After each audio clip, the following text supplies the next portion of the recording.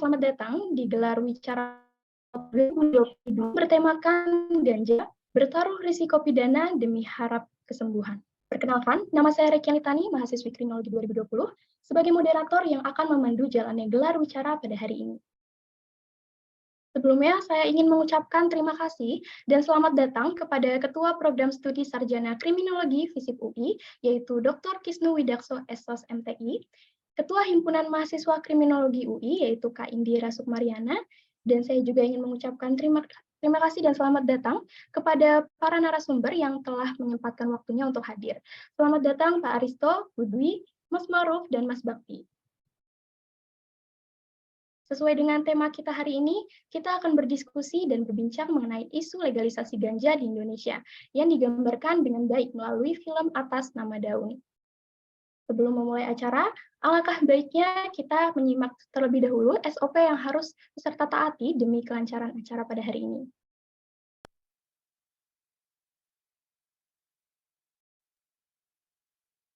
Baik, yang pertama, peserta diwajibkan mematikan mikrofon selama sesi talk show berlangsung.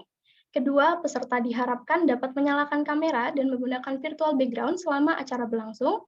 Ketiga, peserta dapat menggunakan fitur raise hand maupun mengetik di kolom chat untuk mengajukan pertanyaan dalam sesi tanya-jawab yang berlangsung selama 20 menit. Dan yang keempat, peserta dilarang menggunakan kata-kata yang tidak sopan maupun mengandung unsur sara selama berlangsungnya acara.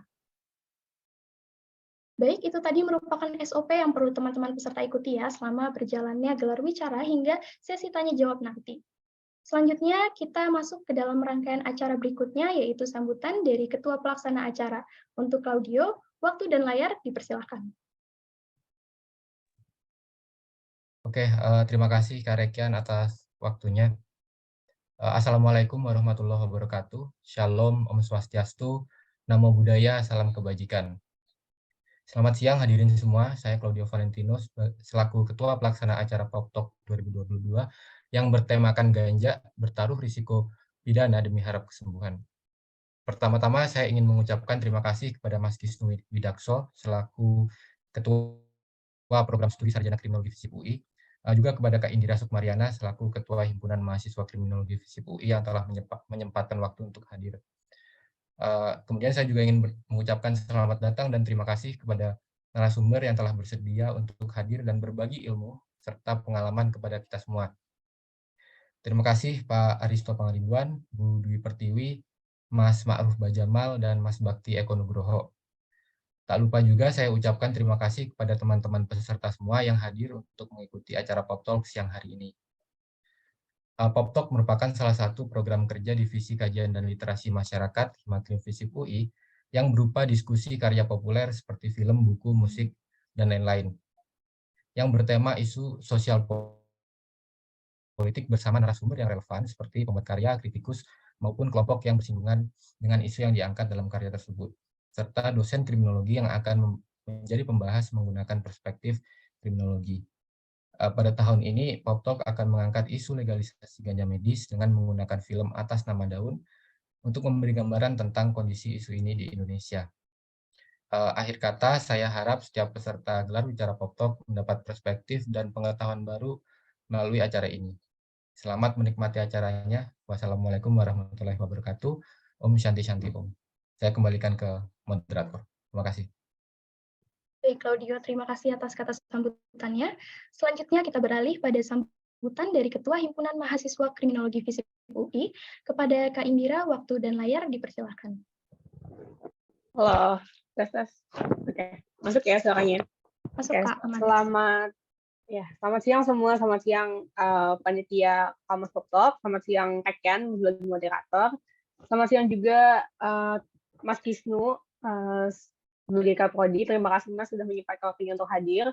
Kemudian selamat siang pembicara-pembicara kita pada siang hari ini, yaitu ada Mas Bakti, Mas Aristo, Mas Ma'ruf, dan Mbak Dwi Pertiwi. Terima kasih telah menyempatkan waktunya untuk hadir dalam acara Kamus PopTalk hari ini. Terima kasih juga bagi panitia yang udah menyelenggarakan acara ini. Kalau misalkan ngomongin soal ganja terutama sebagai hal yang kontroversial gitu ya. Kita sudah sering dibahas gitu. Kemarin juga waktu mata kuliah kapsul juga dibahas tentang peredaran narkotika dan segala macam. Nah, saya sendiri berharap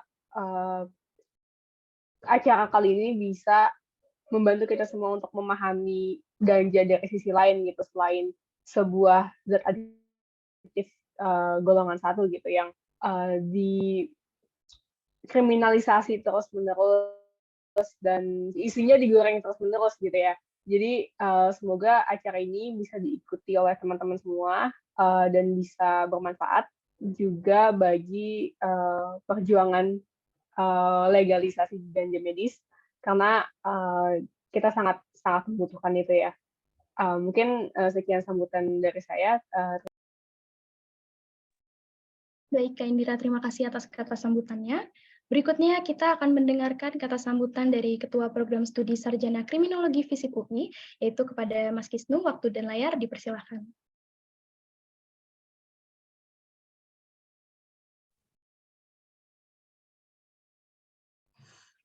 Baik, terima kasih Rekian. Pertama-tama saya ucapkan terima kasih banyak kepada Mas Aristo Pangaribuan, Mbak Dwi Pertiwi, Mas Ma'ruf Banjamal, dan juga Mas Bakti Eko. Dalam pandangan saya, ini adalah narasumber yang hebat-hebat gitu ya, yang benar-benar mudah-mudahan, artinya mudah-mudahan bisa memberikan gambaran perspektif tentang ganja dan kontroversinya. Bukan hanya sekedar memberikan gambaran dan perspektif, tapi juga saya berharap bahwa teman-teman bisa bersikap gitu ya, bisa menghasilkan karya akademik, bisa menghasilkan kertas kerja yang kemudian bisa meletakkan penggunaan ganja untuk kepentingan medis ya.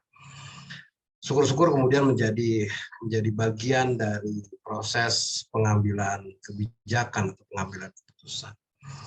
Dan memang kalau misalnya kita lihat studi tentang ganja itu memang selalu memunculkan dua sisi gitu ya. Hasil sebuah riset baru muncul kemudian dibantah oleh hasil riset yang lain, sehingga kemudian tidak bisa ditemukan satu equilibrium, satu kesepakatan tentang ganja, apalagi kemudian dikaitkan dengan kepentingan lain ya, termasuk untuk kepentingan medis. Tapi sesungguhnya teman-teman, kalau misalnya kita bicara tentang kepentingan medis, artinya kita bicara tentang satu hak asasi yang melekat pada diri manusia, yaitu hak untuk hidup dan memiliki kehidupan. Jadi menurut saya, kalau memang itu dibutuhkan bagi yang bersangkutan untuk bisa hidup dan memiliki kehidupan, kenapa mesti dipidana, gitu ya? Kenapa kemudian dia harus beresiko berkonflik dengan hukum pidana, beresiko untuk kemudian dipidanakan, dipenjarakan, dan sebagainya. Mudah-mudahan diskusi kali ini bisa menjadi trigger gitu ya, bisa menjadi trigger, bukan hanya sekedar memberikan perspektif pengetahuan, tapi juga memberikan trigger, sehingga kemudian kita bisa menghasilkan kertas kerja akademik yang kemudian syukur-syukur bisa menjadi bagian untuk memberikan tekanan pada pemerintah untuk melakukan legalisasi terhadap ganja. Bisa saya sampaikan sekali lagi, terima kasih kepada seluruh narasumber, kepada teman-teman, silahkan berdiskusi, silahkan berdebat, silahkan bertanya jawab. Mudah-mudahan bermanfaat bagi kita semua. Terima kasih banyak. Assalamualaikum warahmatullahi wabarakatuh. Baik, terima kasih atas kata sambutannya, Mas Wisnu. Setelah ini kita akan mendengarkan kata sambutan tadi, mari kita berkenalan dengan para narasumber yang keren-keren banget. Pertama, mari kita berkenalan dengan Pak Aristo yang sepertinya masih belum bergabung dengan ruangan Zoom meeting ini karena masih terdapat kendala. Pak Risto ini merupakan staf pengajar di Fakultas Hukum Universitas Indonesia sejak tahun 2013. Beliau mendapatkan gelar sarjana hukum dari Universitas Indonesia, Master of Law dari Utrecht University, dan mendapatkan gelar PhD di University of Washington, Amerika Serikat pada tahun 2022. Salah satu tulisan beliau yaitu Causes and Consequences of the War on Marijuana in Indonesia menjadi landasan dalam pembuatan film Atas Nama Daun. Kedua, ada Bu Dwi Pertiwi nih teman-teman. Selamat siang Bu Dwi, selamat datang di acara Pop Talk ini. Mungkin teman-teman panitia boleh di spotlight. Halo Ibu, apa kabar? Halo, berbaik. Selamat siang. Iya Ibu, terima kasih Ibu sudah menyempatkan waktunya untuk hadir di tengah-tengah kita semua. Makasih Oke. juga waktunya. Ibu Dwi ini bisa dibilang merupakan salah satu pejuang dalam legalisasi ganja medis di Indonesia. Di tahun 2020 yang lalu, beliau bersama beberapa pihak lain mengajukan uji materi UU Narkotika ke Mahkamah Konstitusi yang berujung pada penolakan MK terhadap uji materi tersebut. Yang ketiga, mari berkenalan dengan Mas Ma'ruf Bajamal. Selamat siang Mas Ma'ruf, selamat datang di acara Pop Talk.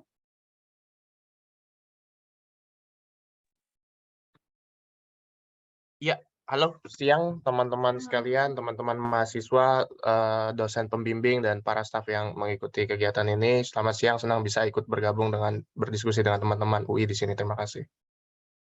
Mas Ma'ruf ini merupakan pengacara LBH Masyarakat sejak tahun 2018. Beliau juga merupakan lulusan dari Fakultas Hukum Universitas Trisakti. Mas Ma'ruf ini juga sempat menjadi kuasa hukum Bu Dwi dan pemohon lain ketika mengajukan judicial review UU Narkotika ke Mahkamah Konstitusi. Dan yang keempat, mari berkenalan dengan Mas Bakti Eko Nugroho. Selamat siang Mas Bakti, selamat datang di acara Pop Talk. Selamat siang, Rekian. Terima kasih, Mas Kisnu, Indira, Ibu Dwi, Mas Ma'ruf, Claudio, teman-teman semuanya. Assalamualaikum warahmatullahi wabarakatuh. Terima kasih Mas Bakti. Beliau ini merupakan dosen kriminologi FISIP UI yang akan membahas isu legalisasi ganja melalui perspektif ilmu kriminologi. Baik, karena kita udah kenalan juga nih ya sama narasumber kita yang keren-keren ini. Mari kita lanjut ke rangkaian acara berikutnya yaitu foto bersama. Untuk itu diharapkan seluruh peserta menyalakan kamera selama sesi dokumentasi ini ya. Boleh yang bisa on cam silahkan on cam. Untuk teman-teman dokumentasi mungkin bisa dibantu ya. Oke, teman-teman, aku izin masuk ya. Buat teman-teman yang bisa on cam, dipersilakan untuk on cam terlebih dahulu.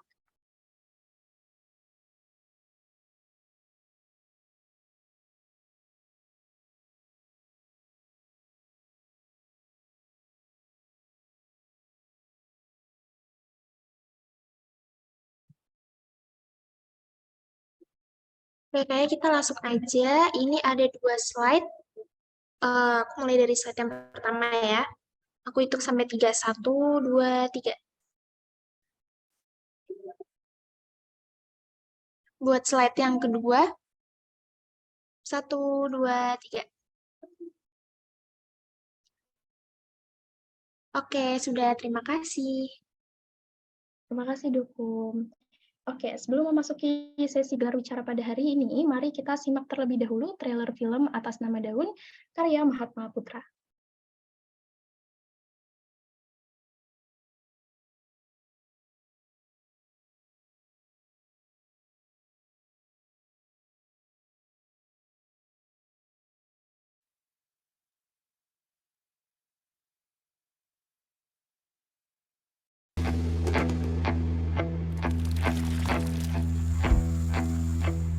Bukannya ganja awalnya enggak? Enggak. Kan katanya ganja itu gateway. Ya tembakau itu gateway. Iya. Gila. Kalau kita bicara gateway semua. Kalau lo nyimpennya banyak dikit, kategori bandar. Potensi penanaman ganja di Indonesia itu besar sekali. Bagaimana mengawasi bahwa distribusinya itu terkendali. Kemudian pemrosesannya, kemudian pemakaiannya terkendali. Karena saya bisa bersikap kan sebagai manusia. Sikap saya ketika itu bukan karena saya craving. Saya melawan undang-undang yang dibuat tidak pakai otak. Saya memang menggunakan itu atau obat, tapi mereka mana peduli kan. Mereka bilang yang mereka tangani ini proses hukum, bukan menyembuhkan orang sakit. Mereka nggak ada urusan sama menyembuhkan orang sakit. orang tua ini tahu apa sih tentang ganja, side effect-nya juga nggak ngerti apa gitu, ujuk-ujuk make aja gitu kan. Mereka nggak punya hak ngomong seperti itu karena mereka belum mengalami punya anak seperti Musa. Aku doakan kamu punya seseorang yang seperti Musa, jadi kamu bisa merasakan. Bisa dibayangkan sampai ke kampung-kampung gitu akan orang menikmati itu gitu kan, dia bisa berkhayal, berhalusinasi gitu. Jangan dicicipi ya. Ilegal itu bukan cuma ilegal di level hukum, tapi sampai ada yang menganggap ini haram. Kalau anak lo sampai ngelakuin ini, itu lu malu keluarga lo gitu loh. Hak asasi aku untuk mengusahakan kehidupan layak untuk anakku sudah dirampas. Siapa yang mau melindungi kita? Apabila orang-orang yang seharusnya melindungi itu tutup mata.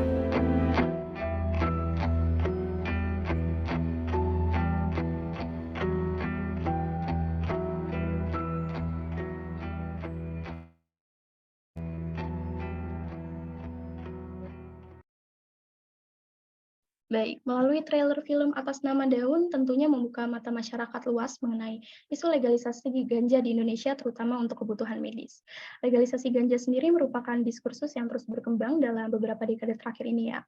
Seiring dengan berkembangnya ilmu pengetahuan, ganja mulai dilihat sebagai komoditas yang memiliki potensi lain di luar dari statusnya sebagai obat-obatan terlarang.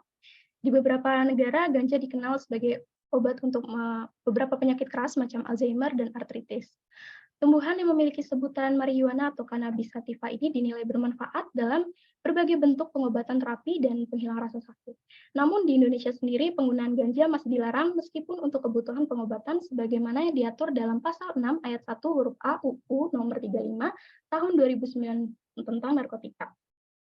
Karena aturan tersebut, penggunaan ganja sangatlah terbatas di Indonesia. Kemudian timbullah pertanyaan tentang kenapa kok ganja itu tidak bisa dilegalkan untuk keperluan medis gitu. Dan kenapa orang-orang yang menggunakan ganja itu padahal mereka menggunakannya untuk kebutuhan medis justru dikriminalisasi oleh pemerintah. Dan apa yang menyebabkan ganja tidak dilegalkan untuk kebutuhan medis tersebut? Padahal di negara-negara lain juga sudah banyak yang melegalkan ganja untuk pengobatan medis. Maka dalam diskusi Pop Talk hari ini kita akan mengupas tentang keberadaan ganja di Indonesia dan alasan-alasan kenapa ganja harus dilegalisasi di Indonesia untuk keperluan medis. Bersama dengan ini saya akan mengajak keempat pembicara serta teman-teman peserta untuk berdiskusi mengenai legalisasi ganja di Indonesia. Teman-teman mungkin dari teman-teman panitia boleh di spotlight dulu para narasumbernya.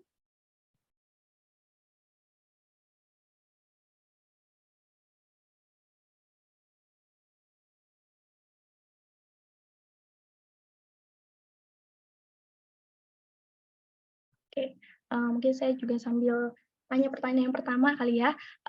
Mungkin boleh untuk para narasumber menceritakan tentang pengalaman pribadi narasumber dalam menanggapi atau berhubungan dengan isu legalisasi ganja terutama di Indonesia. Mungkin boleh dari Mas Maruf dulu. Iya, terima kasih Ibu Moderator. Saya sebenarnya menyiapkan materi untuk itu lebih enak. Oke, boleh Mas. Apakah sudah bisa?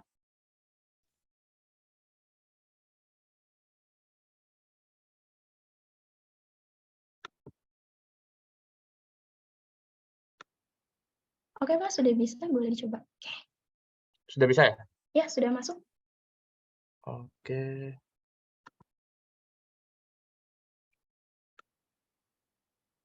Iya, oke.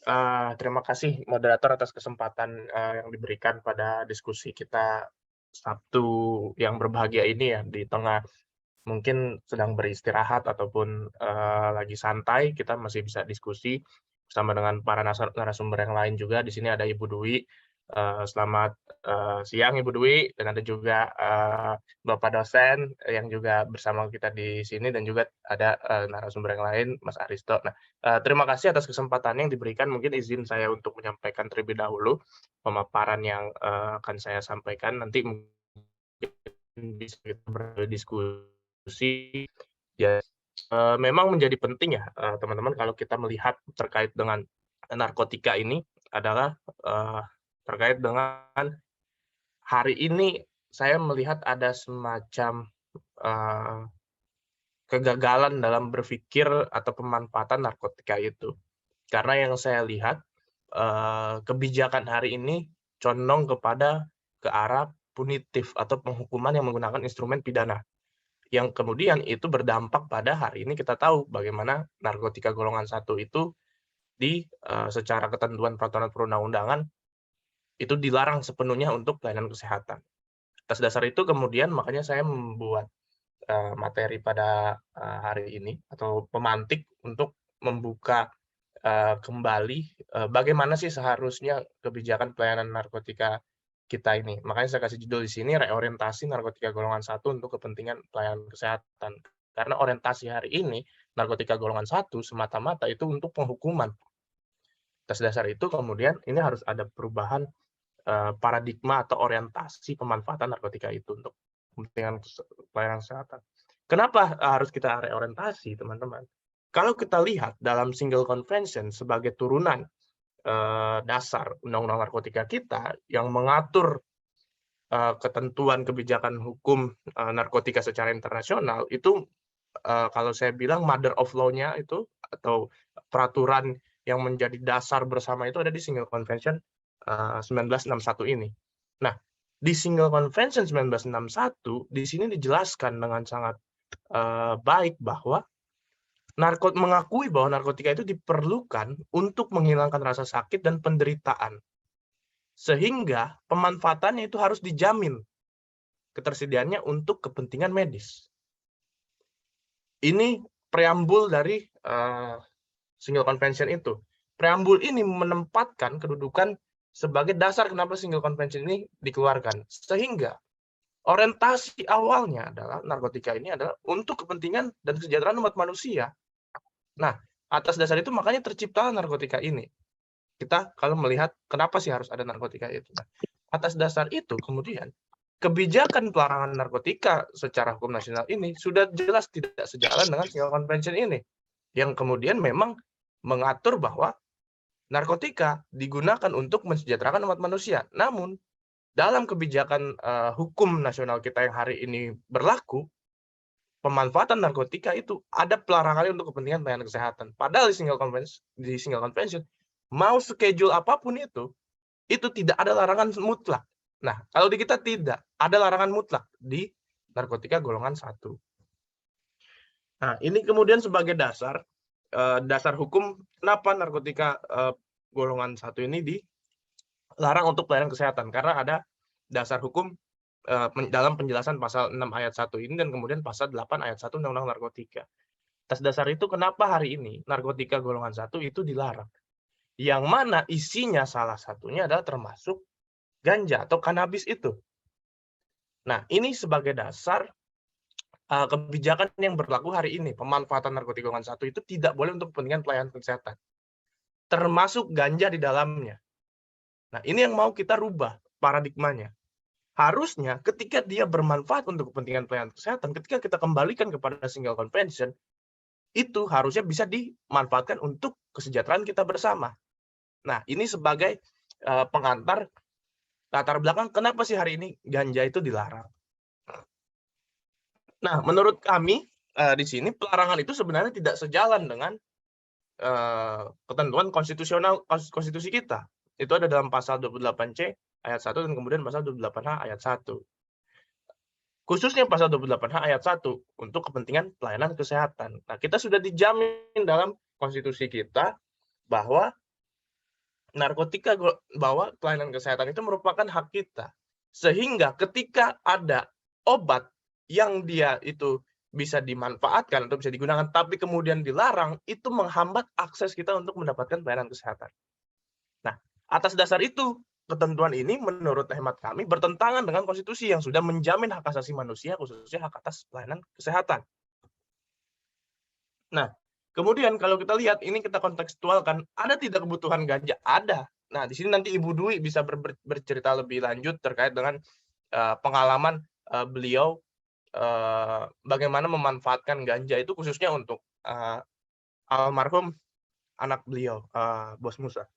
Nah, di sini kita lihat pemanfaatan itu, kebutuhan itu sudah ada. Kebutuhan itu sudah ada, dan kemudian hari ini dilarang. Nah, waktu itu kita sudah membuat uji materi ke Mahkamah Konstitusi. Tadi sempat disinggung bahwa memang ditolak Mahkamah Konstitusi terkait dengan permohonan kita, gitu kan? Karena kita menganggap bahwa ini ada pertentangan norma antara pasal 8 ayat 1 dengan kemudian penjelasan pasal 6 ayat 1 Undang-Undang Narkotika terhadap Undang-Undang Dasar. Sehingga kami uji materi ke MK menggunakan batu uji pasal 28H ayat 1 tersebut dengan pasal 28C konstitusi tersebut. Nah, menurut kami, pengaturan itu bertentangan juga dengan skema jaminan pelayanan kesehatan yang ada dalam berbagai peraturan perundang-undangan. Sudah jelas dan terang disebutkan dalam Kovenan Ecosop, hak setiap orang untuk menikmati standar tertinggi yang dapat dicapai atas kesehatan fisik dan mental sebagaimana tertuang dalam pasal 12 ayat 1 Kovenan Ecosop ini. Nah, apa yang terjadi pelarangan hari ini, khususnya yang dialami oleh Ibu Dwi, itu menghambat anak Ibu Dwi, almarhum Bos Musa, untuk mendapatkan pelayanan kesehatan atau derajat kesehatan tertinggi. Karena ketika dia membutuhkan medical cannabis tersebut, itu tidak bisa digunakan. Padahal, ini berdasarkan pengalaman pribadi beliau nanti bisa berbicara lebih jelas. Beliau sudah pernah menggunakan hal tersebut di Australia. Dan kemudian ada peningkatan kualitas hidup terhadap Bos Musa. Tapi kemudian ketika kembali lagi beliau ke Indonesia, hal tersebut, peningkatan kualitas hidup tersebut, itu menurun. Nah, ini kemudian kita sebut sudah jelas dan terang bahwa derajat kesehatan tertinggi buat Bos Musa itu tidak tercapai karena dia membutuhkan ganja tersebut dan sudah bisa digunakan oleh beliau di Australia yang memang membolehkan medical cannabis, tapi kemudian ketika dia kembali ke Indonesia, itu tidak bisa digunakan. Nah, atas dasar itu kami menjadikan ini dasar untuk legal standing untuk menguji undang-undang narkotika tersebut. Atas dasar itu, maka karena ada pelarangan ini, pertama ya jelas bahwa tidak bisa mendapatkan pelayanan kesehatan untuk mewujudkan derajat kesehatan tertinggi dengan menggunakan narkotika golongan 1 untuk terapi dan pengobatan suatu penyakit. Nah, padahal sudah ada fakta kok, sudah ada penelitian, sudah ada pemanfaatan, bukan hanya dalam tataran penelitian, tapi ini sudah dimanfaatkan di berbagai negara. Itu berdasarkan riset tim judicial review yang kami lakukan, itu setidaknya ada di 40 negara yang sudah kami jadikan bukti juga di Mahkamah Konstitusi bahwa ini sudah bisa digunakan.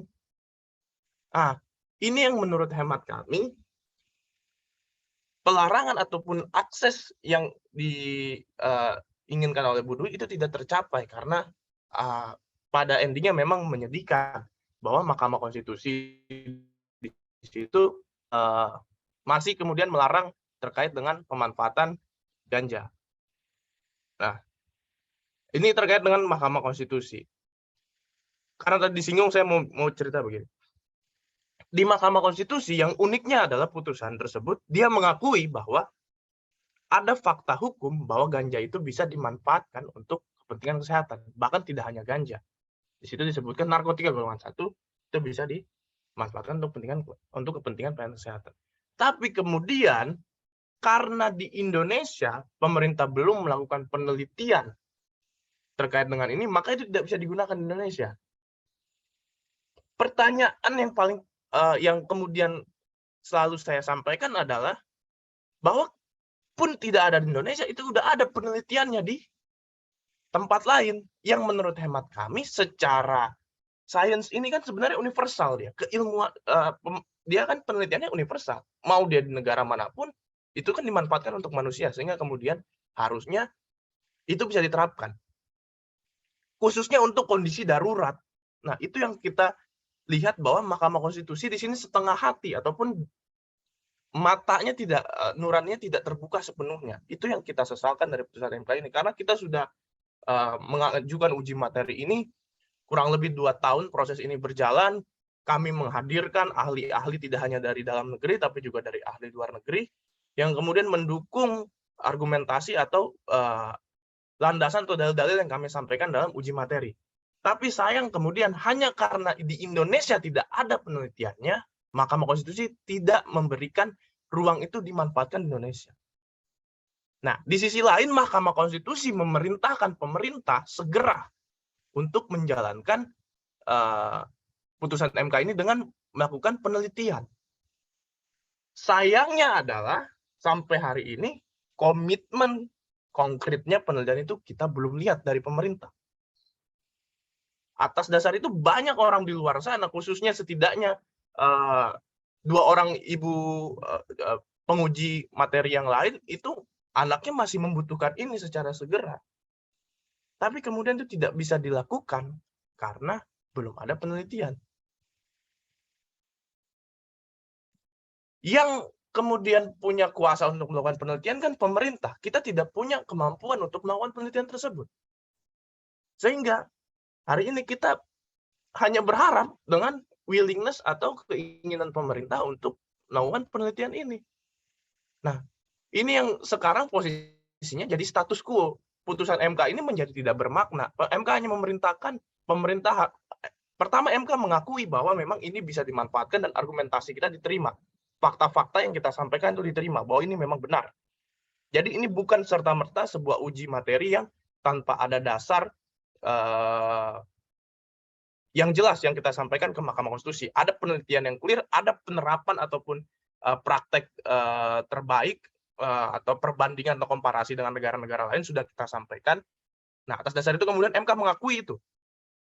Tapi MK tidak mau lebih jauh untuk melakukan semacam judicial activism atau melakukan putusan yang progresif.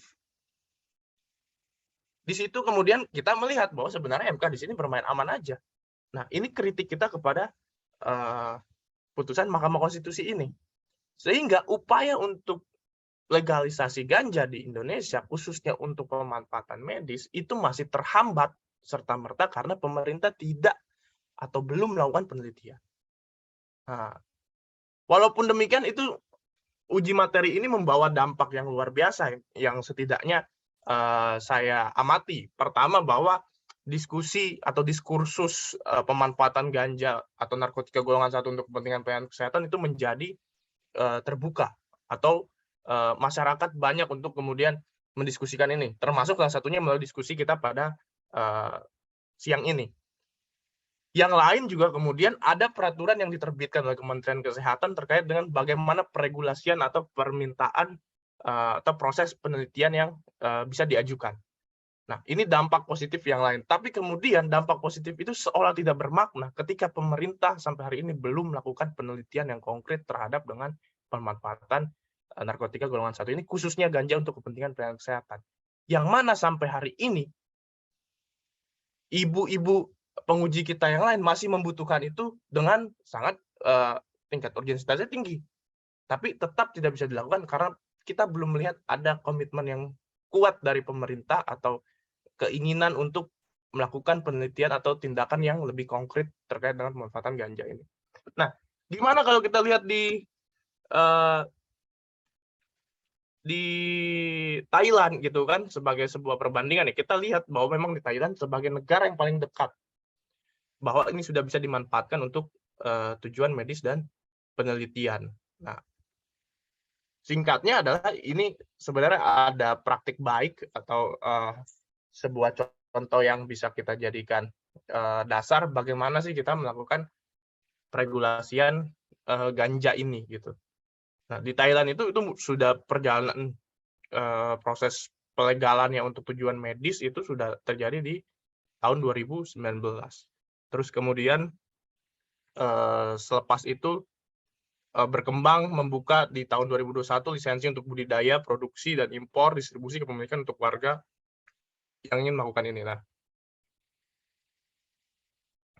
ini proses-proses yang kemudian kita lihat dampak-dampak dari proses itu ya, seperti kemudian ada gerakan dekriminalisasi dan kemudian gerakan ini menjadi penting juga, tidak hanya untuk pelayanan kesehatannya, tapi politik hukum pemidanaannya itu juga menjadi penting. Nanti mungkin bisa ceritakan bagaimana proses penghukuman itu, atau dari sisi kriminologi yang apakah ini dibutuhkan tidak sih secara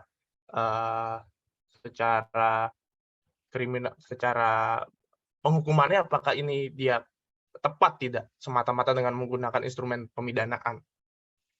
Nah, kalau menurut kami yang penting itu bukan serta-merta pemidanaan, tapi yang penting adalah peregulasiannya.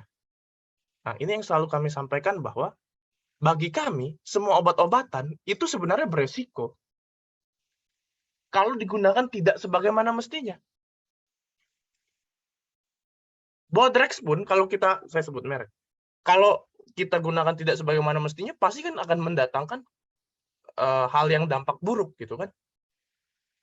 Nah, itu yang kemudian selalu kita kritisi, harusnya diregulasi ini, bukan kemudian dilarang serta-merta. Karena pelarangan mutlak ini berdampak pada berbagai macam persoalan.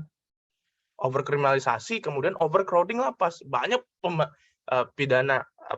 narapidana yang kemudian berada di lembaga pemasyarakatan kita itu tersangkut kasus narkotika. Padahal dia bukan terkait dengan kejahatan peredaran gelap narkotika, hanya penggunaan. Apakah kemudian instrumen pemidanaan itu tepat serta-merta dengan pemidanaan saja? Nah, menurut hemat kami tidak tepat. Karena pendekatan terkait dengan kebijakan narkotika ini seharusnya tidak serta-merta hanya dengan menggunakan instrumen pidana. Tapi ini yang lebih penting adalah menggunakan instrumen pendekatan kesehatan. Yang selalu kita sampaikan adalah harm reduction-nya, atau mengurangi dampak buruknya. Nah, itu yang menjadi kritik kita. Saya pikir itu untuk sementara, Ibu Moderator, apa yang ingin saya sampaikan. Terima kasih. Mungkin kalau ada pertanyaan lagi lebih lanjut, silakan bisa kita lanjutkan di diskusi. Terima kasih atas waktu, saya kembalikan ke Moderator. Baik, terima kasih Mas Maruf. Mungkin kita bisa beralih dulu ke Mas Bakti ya, karena katanya Mas Bakti juga mau memaparkan slide-nya. Dipersilakan, Mas. Ini di stop dulu ya, bentar. Wah, terima kasih. Ini saya jadi duluan, Rekian, Mas Ma'ruf, Ibu Dwi, Pak Aristio juga sudah hadir tadi saya lihat. Salam kenal, salam hormat. Sudah berkenan hadir juga menemani kami di kelompok kriminologi di diskusi hari Sabtu. Harusnya bisa liburan. Saya juga ada paparan, jadi mungkin karena saya punya PPT didahulukan oleh Rekian. Izin saya share. Teman-teman sekalian, panitia, kawan-kawan peserta, Ibu Dwi, Mas Ma'ruf, ini saya berikan judul paparan saya ini ganja medis antara hak atas kesehatan warga dan tantangan pengendaliannya.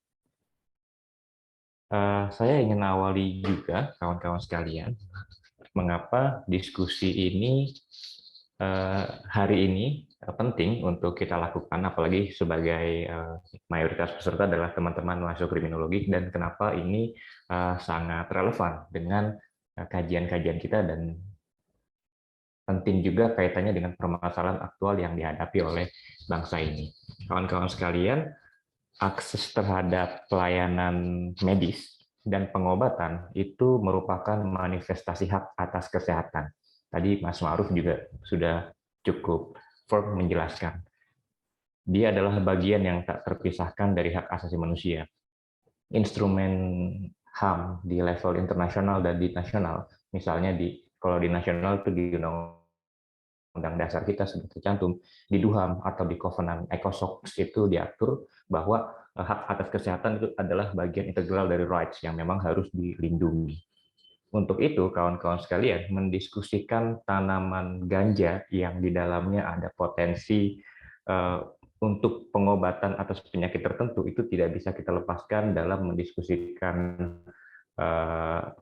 upaya ini sebagai bagian dari pemenuhan hak atas kesehatan. Itu yang pertama.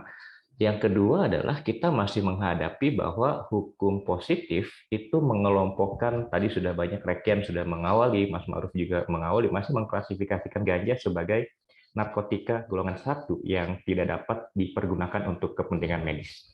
Ini adalah hambatan legal yang kita hadapi, yang seringkali memang banyak aturan-aturan formal itu tidak selalu memang secara substansi memenuhi upaya-upaya penghormatan hak dan pemenuhan hak asasi manusia.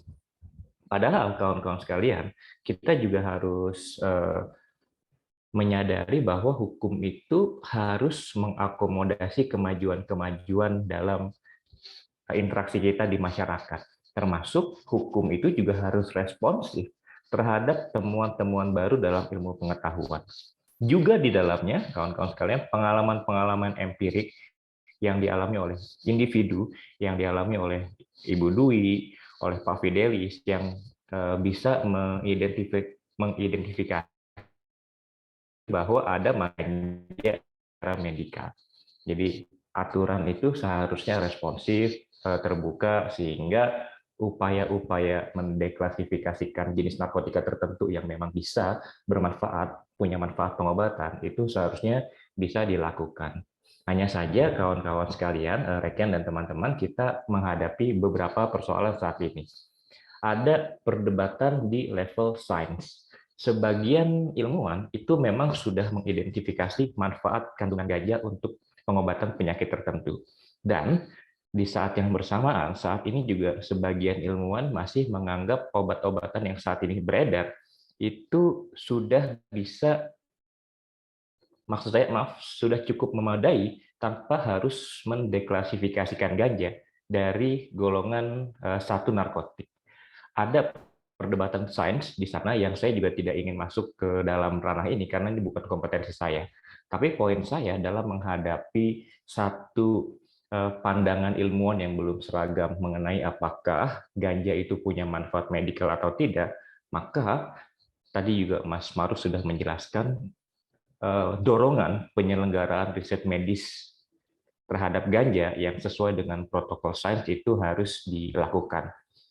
Negara tidak boleh takut pada sains, justru sebaliknya dia harus terbuka pada masukan-masukan, pada pendapat-pendapat, pada temuan-temuan empirik yang kemudian diperkuat oleh fakta-fakta ilmiah. Negara nantinya harus memfasilitasi, satu, mendukung sepenuhnya proses riset, dan ketika hasilnya keluar, nanti tunduk pada fakta sains. Saya juga beranggapan, Ibu Bapak, teman-teman sekalian, proses riset nanti tidak hanya mencakup riset yang sifatnya medikal, yang sifatnya uji laboratorium, uji klinis, dan sebagainya, tapi riset tentang manfaat ganja bagi medis ini harus melingkupi pula riset-riset pada aspek sosial dan hukum. Menurut saya, pengetahuan ini diperlukan oleh negara sebagai basis pengendalian di masa yang akan datang. Ini saya rasa hal yang saya identifikasi sebagai persoalan yang pertama ya, atau challenge yang pertama. Lalu saya juga melihat Ibu Dwi, Mas Ma'ruf, Pak Aristo, tantangan yang kedua yaitu tantangan pada bidang pengendalian. Perlu diakui, ini lebih kepada refleksi saya bahwa kesadaran hukum kita, baik aparat maupun warganya, belum sepenuhnya ideal. Menurut saya saat ini kita masih menghadapi persoalan-persoalan mendasar. Soal misalnya integritas sebagian aparat hukum kita. Juga termasuk di dalamnya sebagian tenaga medis kita. Karena pada dua entitas inilah kemudian nantinya pengendalian akan dibebankan atau tanggung jawab kontrol itu akan banyak pada dua kelompok ini. Nah, kalau kita belum selesai pada masalah integritas, ini juga akan menjadi tantangan di kemudian hari. Lalu, menurut saya juga yang perlu kita pertimbangkan adalah kepentingan usaha farmasi nakal, juga termasuk di dalamnya kelompok kejahatan terorganisasi yang akan memanfaatkan regulasi ini, yang akan mengambil keuntungan untuk kepentingan-kepentingan yang tidak bertanggung jawab, di luar kepentingan medis yang kita upayakan. Terakhir tentunya yang juga perlu menjadi persoalan adalah sebagian warga yang mungkin akan menggunakan ganja untuk kebutuhan non-medis. Karena secara sosial kita masih mengelompokkan secara sosiologis ya, kita masih melihat penggunaan ganja untuk rekreasional hal yang belum sepenuhnya diterima secara normatif di kita. Nah, terkait hal ini memang saya melihat ini adalah persoalan nanti ya. Soal implementasi, soal pengendalian itu next ya, ketika misalnya kita sudah firm mendeklasifikasi ganja dari golongan 1. Namun nanti ketika misalnya firm sudah mengeluarkan ganja dari golongan 1 dan bisa dipergunakan untuk kepentingan medis, pada akhirnya kita semua harus tunduk pada kebenaran ilmiah tadi. Namun pemahaman atas dampak secara menyeluruh ini menurut saya harus menjadi pertimbangan kita sejak dini dalam mengambil keputusan. Lalu Ibu Bapak, teman-teman sekalian, yang ketiga adalah soal peta opini. Implikasi dari masyarakat kita yang majemuk, yang beragam, yang diverse dan demokratis, beda pendapat dan pro kontra atas rencana pengaturan ganja medis, saya rasa itu adalah hal yang nantinya akan kita hadapi. Di samping nantinya ada perdebatan saintifik, ya, saya rasa nanti para ilmuwan juga akan memperdebatkan hal ini sebagai satu hal yang secara saintifik terus-menerus didiskusikan. Kita juga nanti saya rasa akan menghadapi isu-isu yang di luar substansi tersebut, ya, hal-hal terkait identitas, agama, misalnya soal haram dan dosa, saya rasa itu juga nanti akan kita hadapi, ya. Seperti misalnya sekarang saja untuk beberapa kelompok itu berkeberatan untuk mengikuti vaksin karena kandungan vaksin itu terdapat beberapa substansi yang haram atau dosa ketika digunakan masuk ke dalam tubuh. Jadi hal-hal tersebut juga perlu menjadi pertimbangan. Hanya saja saya melihat dalam kacamata yang saya coba membangun saya melihat sudut pandang yang cukup optimistis, melihat tadi, ya, Mahkamah Konstitusi di satu sisi memang menolak, tapi pendapat untuk mendorong adanya riset ganja medis, saya rasa itu perlu dilihat sebagai satu upaya yang bisa menjadi starting point untuk arah mendeklasifikasi ganja sebagai satu hal yang bisa bermanfaat untuk kepentingan pengobatan. Yang kedua adalah wacana eksekutif dalam hari ini Kementerian Kesehatan untuk mengatur mempersiapkan tata kelola riset ganja medis. Meskipun masih dalam tataran wacana, saya rasa ini tetap perlu untuk kita tagih, untuk kita pastikan implementasinya secara baik sehingga riset bisa dilaksanakan dalam waktu dekat. Juga dukungan-dukungan yang harus diberikan oleh negara. Yang ketiga, ini juga menurut saya aspek yang penting di mana Majelis Ulama Indonesia, yang saya rasa ini juga akan penting untuk membentuk satu peta opini publik dan dukungan publik yang masih di masyarakat kita yang masih mempertimbangkan agama sebagai pengambilan keputusan. Saya lihat Majelis Ulama Indonesia cukup memberi ruang dan dukungan adanya riset untuk memperhitungkan ganja sebagai satu substansi yang bermanfaat bagi pengobatan. Lalu ini bagian akhir saya, Rekian, simpulan dan refleksi saya. Menurut saya pengalaman Ibu Dwi Pertiwi, pengalaman Ibu Santi Warastuti, Bapak Fidelis, juga pengalaman-pengalaman individu yang lain yang mengalami atau mengupayakan hal yang serupa adalah pengalaman yang valid yang tidak boleh sedikit pun dikesampingkan dalam mempertimbangkan gagasan mendeklasifikasikan ganja dari golongan satu narkotika. Kemudian pendapat yang mengatakan jangan hanya karena ingin menyembuhkan satu orang lantas merugikan masyarakat luas, menurut saya itu adalah pendapat yang keliru. Sebab teman-teman sekalian, kita harus firm bahwa setiap individu, setiap satu dari kita itu punya hak atas kesehatan yang itu sifatnya rights, yang itu sifatnya basic. Konstitusi kita itu menjamin hak setiap warga negara, hak individual itu sudah dijamin betul. No one left behind. Nggak boleh lagi ada warga yang dipidana karena berupaya menyelamatkan nyawa orang terkasih. Terakhir adalah refleksi saya, Rekem dan teman-teman, dukungan terhadap riset menyeluruh mengenai ganja medis perlu terus diupayakan.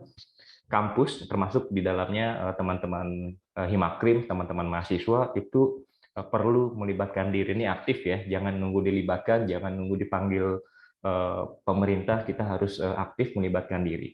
Saya yakin teman-teman semua, Ibu Bapak, riset yang disiplin, secara prosedur dan secara etik akan menghasilkan satu referensi yang otoritatif, satu referensi yang kuat yang akan bisa diikuti oleh kalangan yang nantinya mengambil keputusan. Kira-kira itu adalah pendapat saya, Rekian, Ibu Dwi, Mas Aristo, Mas Ma'ruf, dan teman-teman sekalian. Mohon sekali nanti kita bisa berdiskusi lebih panjang. Selamat siang, Assalamualaikum warahmatullahi wabarakatuh. Terima kasih banyak Mas Bakti atas pemaparannya. Sebelumnya tadi dari Mas Ma'ruf dan juga Mas Bakti sudah memaparkan tentang pandangan mereka masing-masing dari perspektif undang-undang, hak asasi manusia, dan juga tentang bagaimana pandangan negatif masyarakat Indonesia terhadap ganja. Selanjutnya, bagaimana pandangan dari Bapak Aristo terhadap legalisasi ganja di Indonesia untuk kebutuhan medis pada saat ini? Kepada Bapak Aristo dipersilakan. Oke, terima kasih Mbak Moderator. Terima kasih juga kepada narasumber sebelumnya, Mas Ma'ruf, Mas Bakti, juga ada Bu Dwi, kita ketemu lagi. Jadi saya diundang di sini, ditulisnya title-nya sebagai penulis film atas nama Daun ya. Kebetulan saya co-write juga bersama teman saya Mahatma Putra. Jadi saya nggak menyiapkan presentasi, sorry, tapi saya coba jelaskan angle tentang film itu. Tapi sebelumnya saya jelaskan dulu background saya ya. Saya ini juga dosen juga di Fakultas Hukum UI, tapi sama si Mas Bakti kan di kriminologi ya Mas. Kemudian film ini itu lahir ketika saya sedang menempuh pendidikan di Seattle, Washington, di Amerika Serikat. Nah, latar belakang Washington itu di Seattle itu adalah salah satu state pertama yang melegalkan ganja, baik secara medis maupun rekreasional. Yang lainnya adalah California dan Colorado itu tahun 2012. Nah, kalau lihat di filmnya, sebenarnya filmnya ini tidak secara langsung merekomendasikan atau mengatakan bahwa ganja harus dilegalkan. Tapi utamanya, tesis utama film ini adalah, kalau kalian lihat, kalau teman-teman lihat, itu menawarkan satu paradigma baru dalam melihat isu legalisasi ganja. Kalau sebelumnya tadi sudah dibahas Mas Ma'ruf perdebatan di MK, juga Mas Bakti mengatakan bahwa ilmuwan saintis belum uniform, bahwa ada yang menganggap ganja masih berbahaya, ada memang ilmuwan yang mengatakan sudah ada manfaatnya untuk kesehatan. Jadi memang debat itu di diskursus saintifik masih berjalan panjang, tapi tesis utama film itu adalah melihat bagaimana penegakan hukum terhadap pengguna ganja, ya, penegakan hukum terhadap pengguna ganja itu mempunyai tendensi untuk melahirkan persoalan yang lebih besar daripada penggunaan ganja itu sendiri, baik itu secara rekreasional, apalagi medis. Jadi saya ulang ya, penegakan hukum terhadap penggunaan ganja itu mempunyai tendensi untuk melahirkan problem yang lebih besar daripada ganja itu sendiri. Nah, makanya angle itulah ya, angle itu yang ditawarkan oleh film ini. Bagaimana kalau lihat di openingnya, bagaimana para pengguna ganja, orang-orang yang berprestasi misalnya, dia itu diperlakukan betul-betul kayak sampah masyarakat, dipajang, di konferensi pers, dan menjadi etalase bahwa justice is being done di negara ini untuk sekedar orang menghisap ganja. Kenapa? Karena ya tadi, kalau angle kesehatan kita nggak bisa. Tapi kalau angle-nya problem penegakan hukum, justru menurut saya sudah terbukti ya, sudah banyak sekali, bukan sudah terbukti ya, tapi sudah banyak bukti yang menunjukkan bahwa penegakan hukum terhadap ganja ini melahirkan masalah yang besar. Apa itu masalah yang lebih besar? Tadi Mas Bakti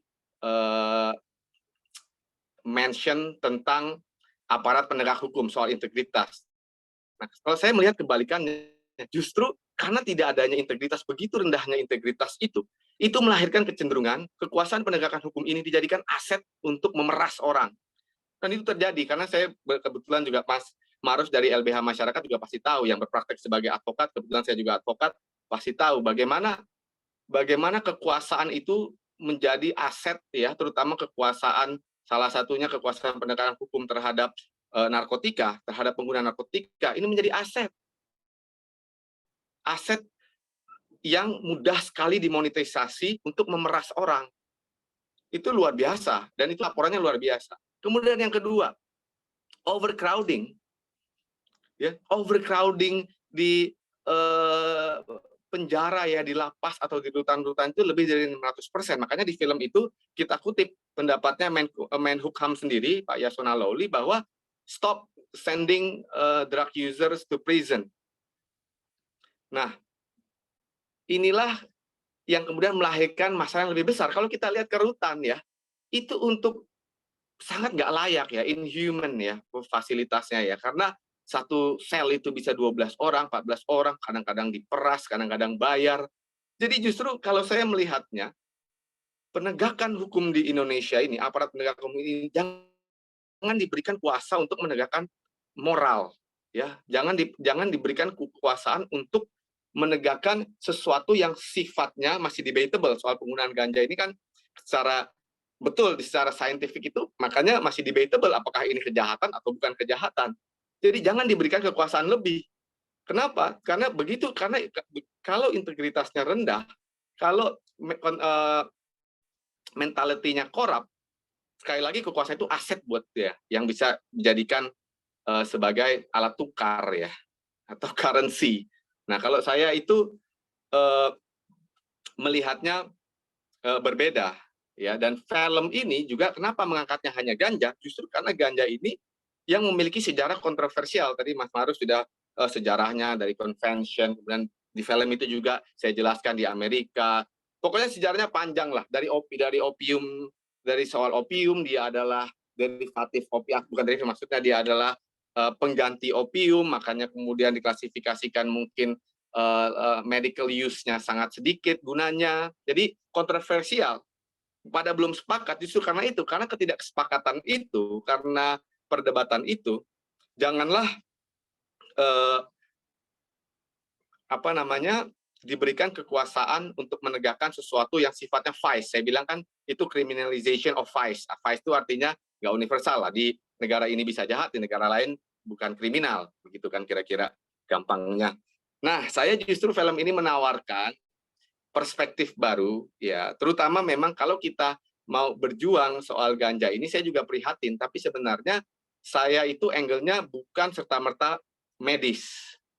Karena kalau medis, saya agak setuju juga bahwa ada juga obat yang, misalnya mungkin ada juga obat yang tidak perlu ganja, tapi bisa melahirkan efek yang serupa, karena tidak perlu dipikirkan eksesnya. Tadi Mas Bakti juga mengatakan soal ekses ya, kontrol, apakah itu nanti jadi ekses, kemudian soal haram dan dosa, itu persoalan sosial, itu persoalan real juga.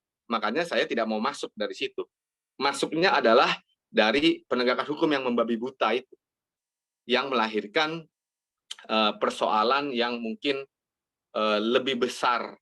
Ya, jadi angle-nya itu harus dirubah. Kalau menurut saya bukan harus dirubah, paling tidak harus diberikan angle baru. Jangan selalu kita katakan, oh ini itu baik juga ya. Cuman kayaknya kan di MK sudah mentah. Argumentasinya itu kan dikatakan bahwa ini masih ada kok obat lain, yang lain masih ada ekses ya.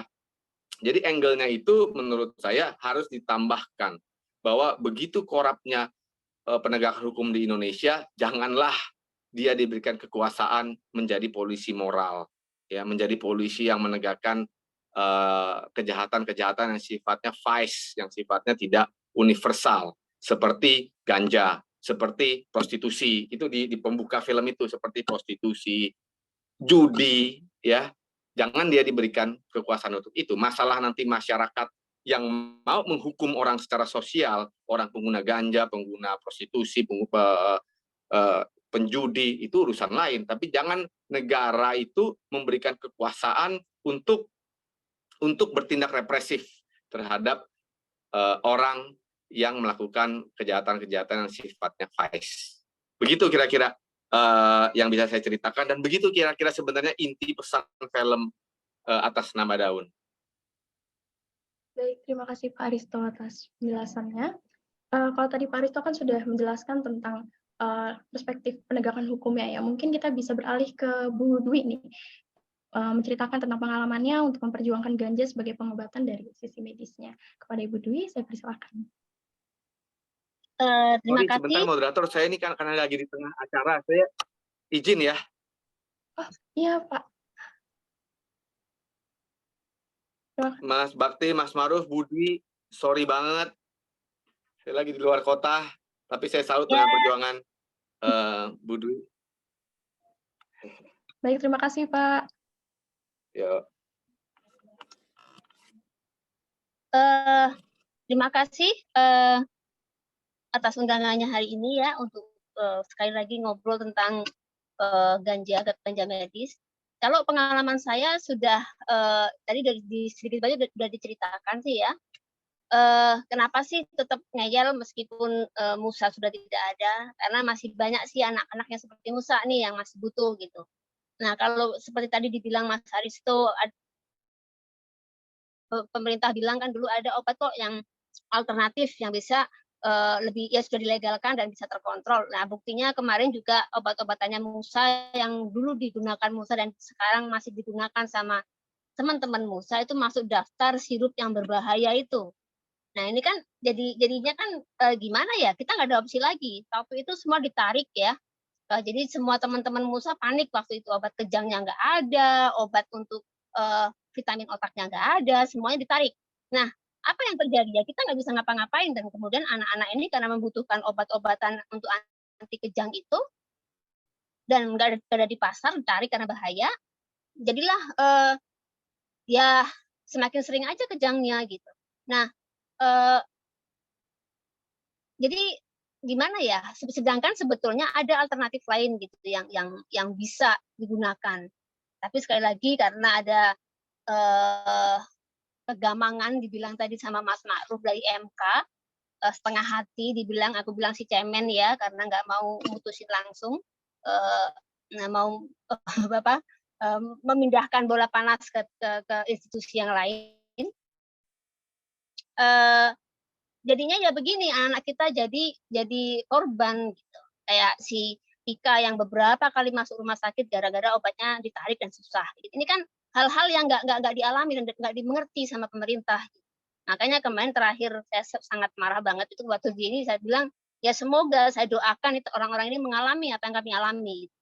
Itu aja sih Mbak, saya nggak terlalu banyak berbagi ya karena sudah saya rasa sudah pada membaca ya apa yang terjadi dengan kami di sini dan harapannya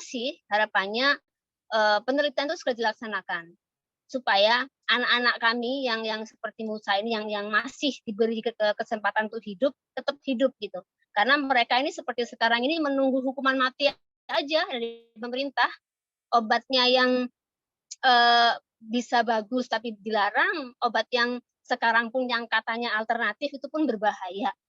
Ya kan kita bingung gitu, ini mau diapain ya anak-anak? Memang sengaja diberikan untuk mati deh kayaknya. Ini yang kami pikirkan. Terima kasih Mbak, itu aja dari saya.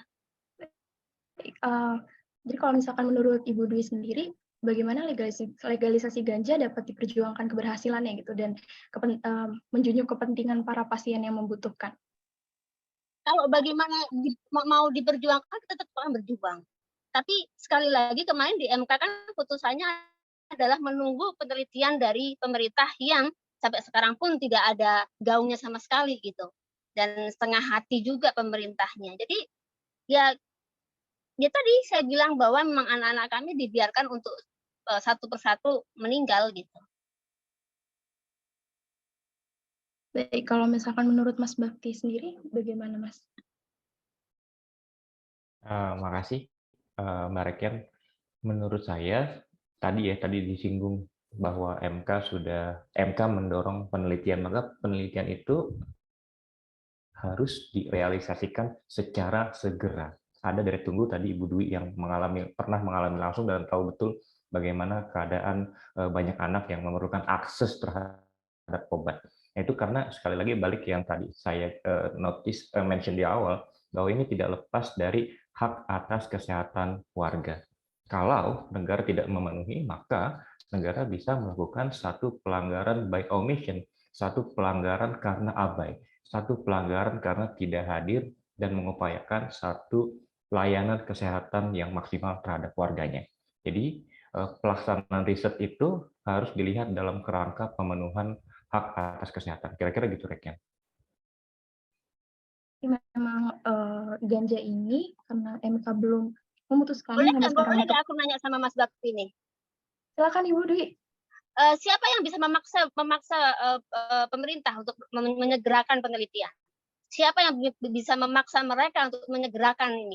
Sepertinya karena tidak ada sih lembaga yang bisa memaksa mereka gitu atau mempush mereka untuk segera melakukan apa yang seharusnya menjadi kewajiban mereka.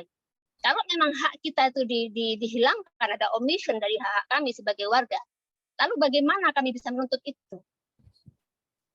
Makasih Bu Dwi. Itu ya, political will memang seringkali tidak kita temukan dari negara. Saya melihat betul, saya mengikuti betul apa yang Ibu Dwi dan teman-teman sudah termasuk teman-teman pengacara, teman-teman pendamping sudah melakukan banyak hal ke sana ya.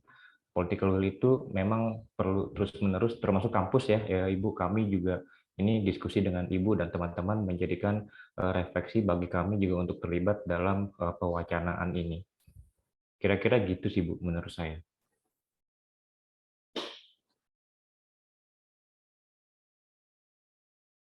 Ya, baik, terima kasih Mas Bakti. Mungkin kalau misalkan dari Mas Maruf ada tanggapan kah?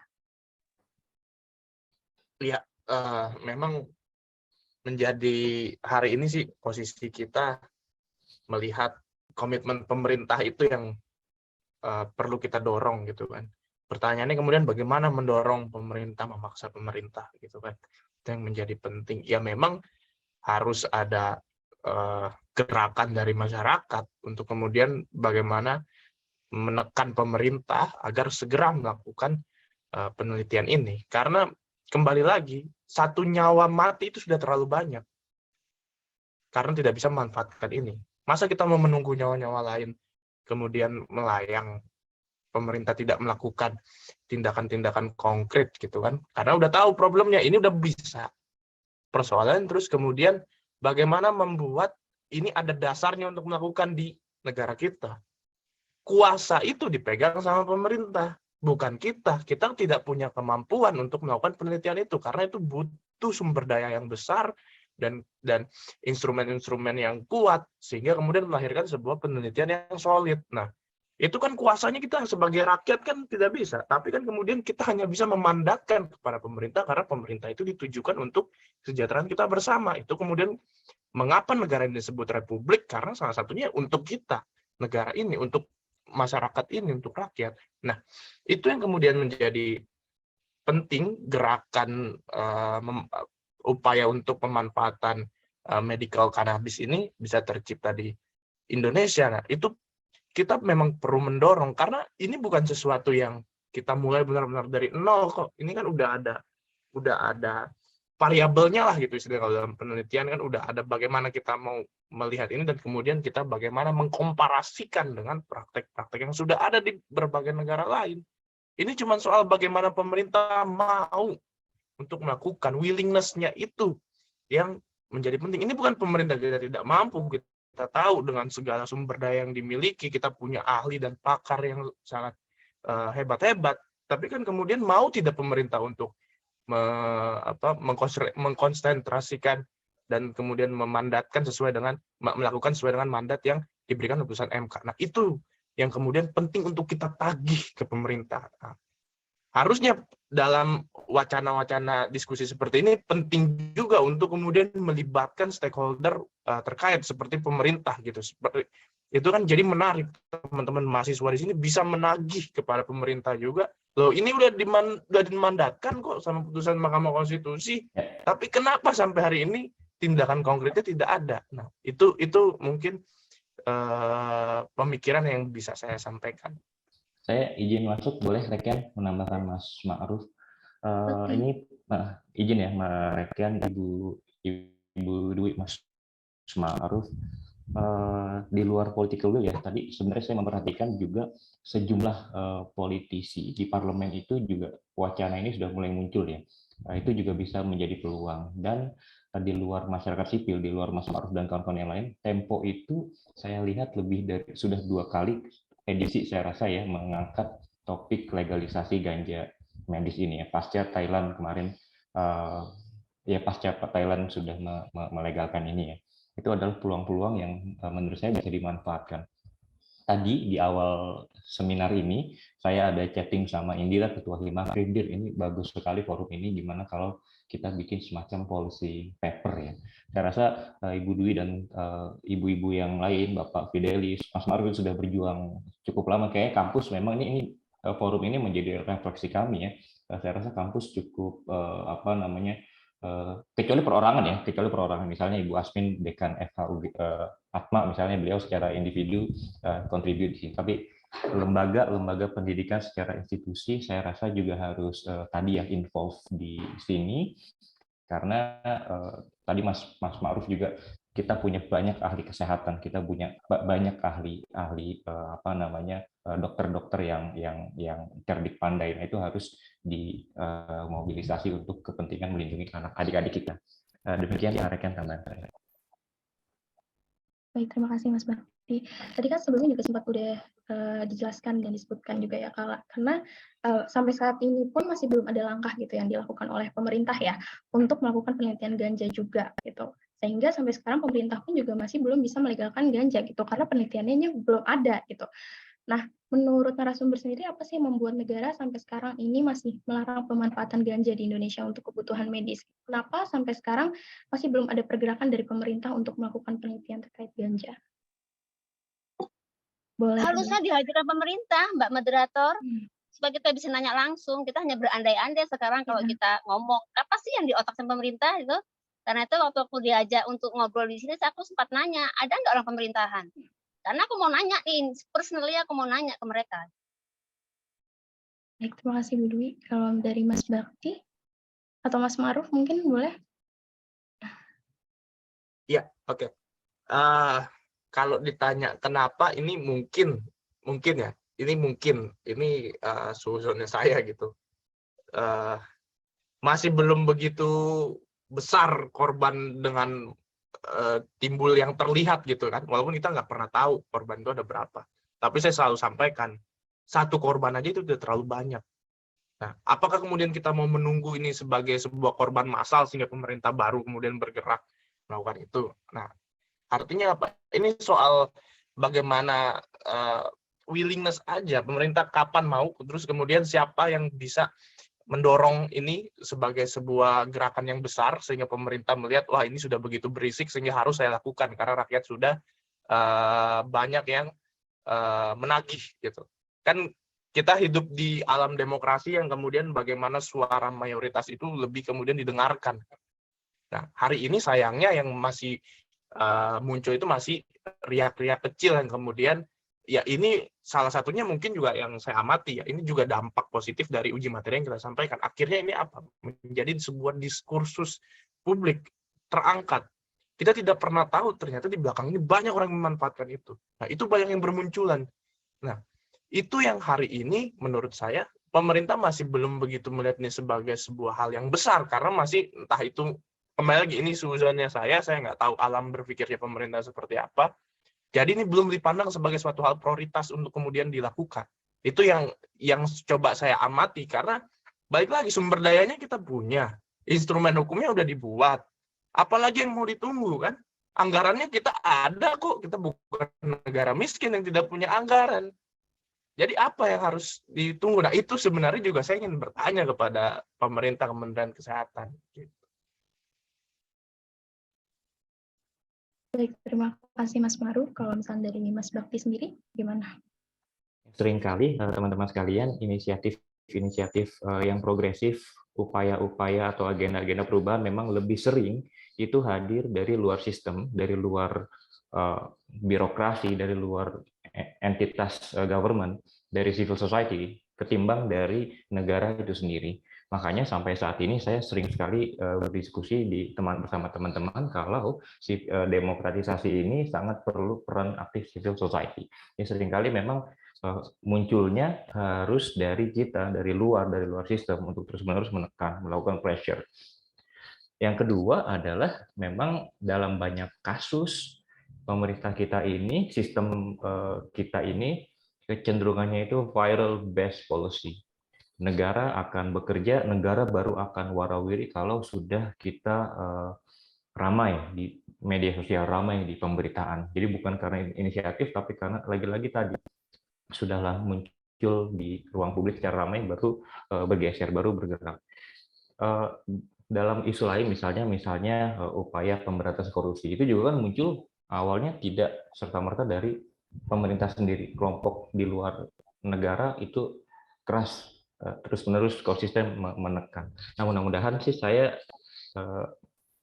melihat apa yang dilakukan hari ini juga merupakan sumbangan kita yang kecil, tentunya kecil ya, tidak bermanfaat besar, tapi ini wujud konsistensi kita menyumbang suara pentingnya izin atau pelaksanaan riset terhadap ganja untuk kepentingan medis. Kira-kira gitu, rekan tambahan saya.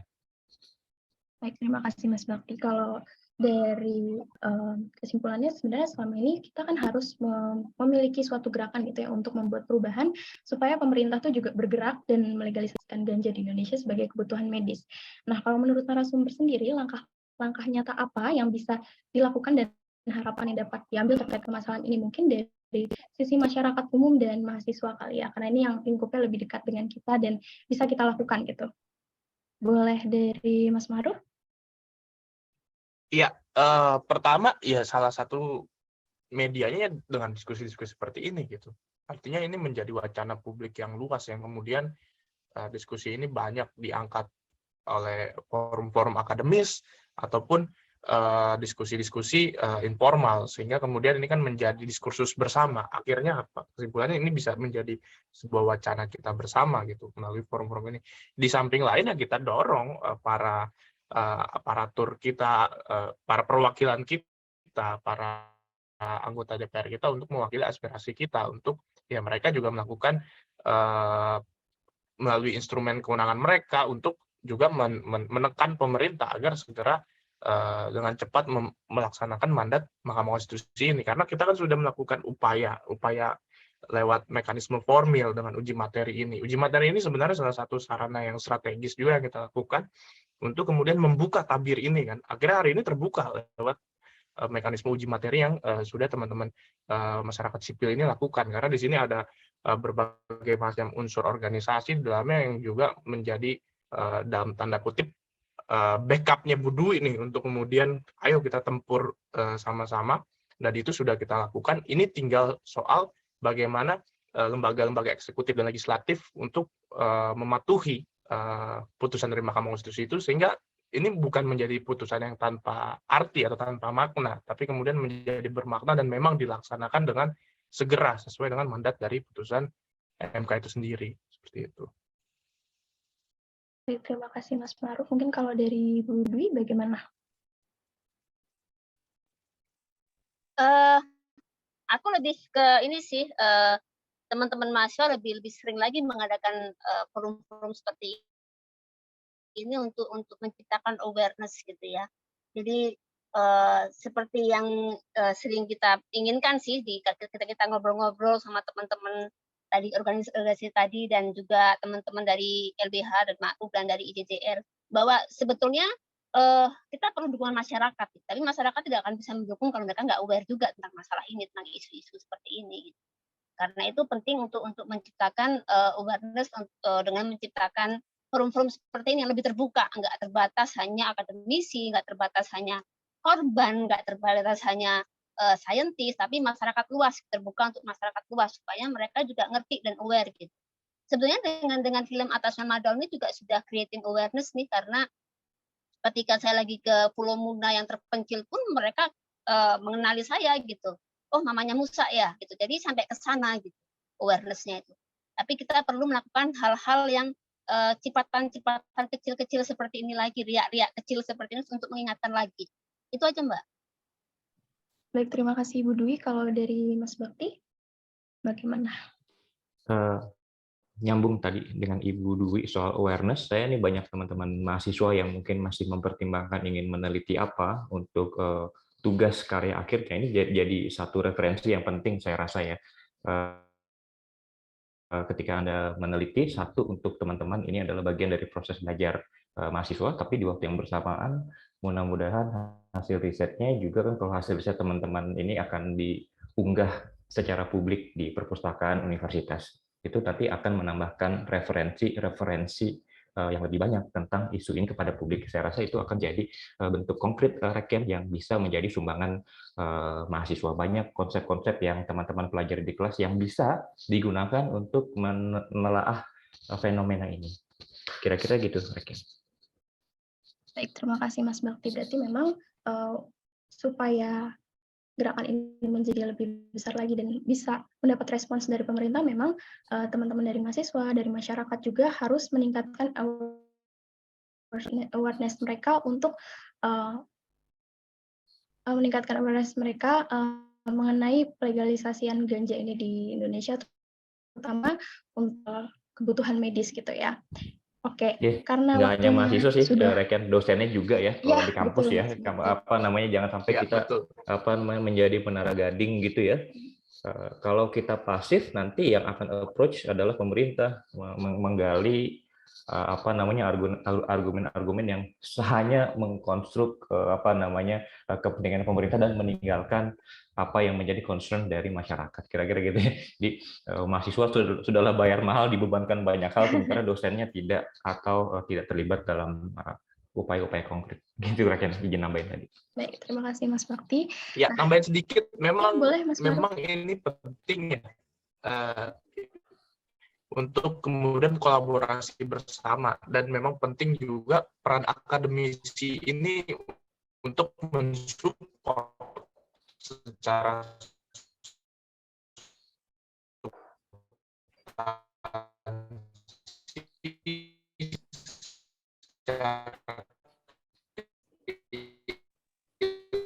Halo Mas Maruf, sepertinya koneksinya sedang tidak stabil ya.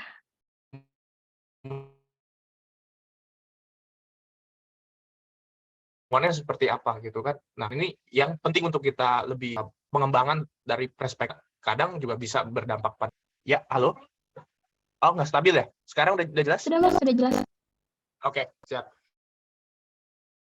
Iya, itu makanya saya sampaikan tadi bahwa ini memang kolaborasi bersama antar kita sebagai warga masyarakat. Di situ kan ada juga peran mahasiswa, di situ ada juga peran akademisi, ada juga peran praktisi. Nah, semua ini ya memang harus bahu-membahu, karena balik lagi untuk kemudian ini kita manfaatkan bersama kok dampak positifnya. Kita kan di sini bukan untuk kemudian serta-merta untuk senang-senang apa, enggak seperti itu kan. Ini kan tujuannya memang untuk kemaslahatan kita bersama, khususnya dalam bidang kesehatan. Nah, itu penting dari berbagai macam unsur dan elemen masyarakat juga untuk mendukung dan mendorong ini, sehingga kemudian kita menghasilkan sebuah dasar yang kuat dan berdampak pada kita bersama, seperti itu.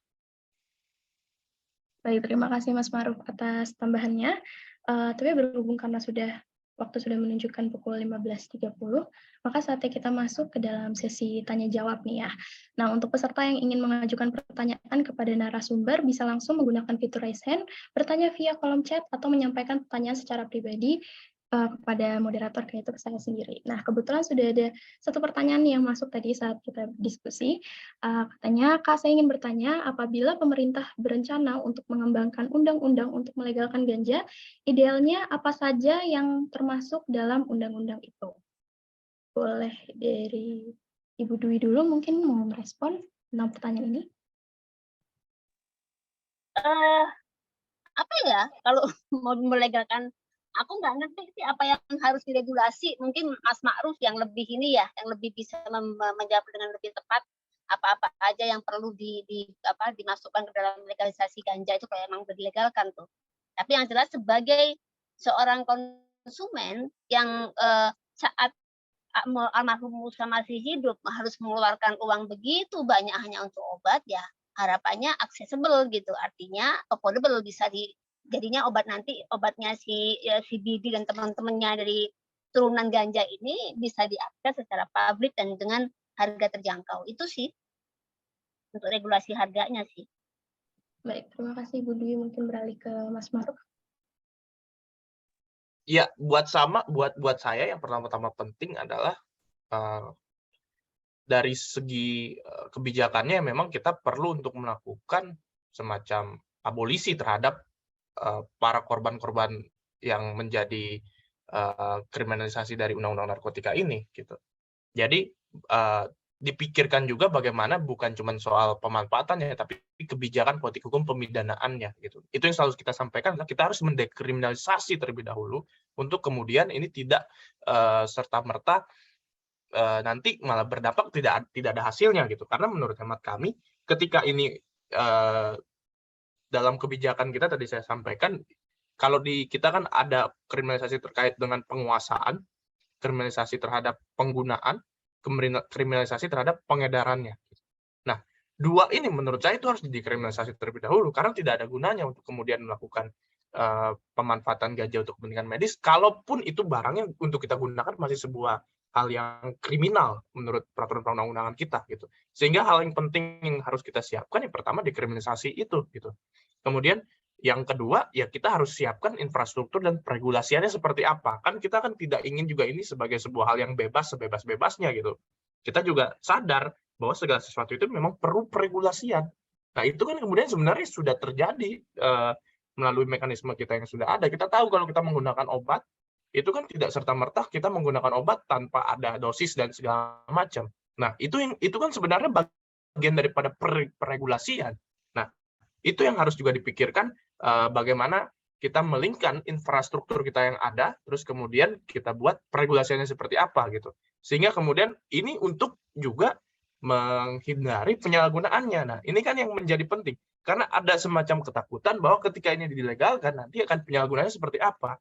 Padahal kalau ada penyalahgunaan, ya ditindak penyalahgunaannya. Kan itu yang selalu kita juga dorong ya. Silakan penyalahgunaan itu memang bisa ditindak. Nah, itu yang menjadi penting. Makanya ini tidak serta-merta.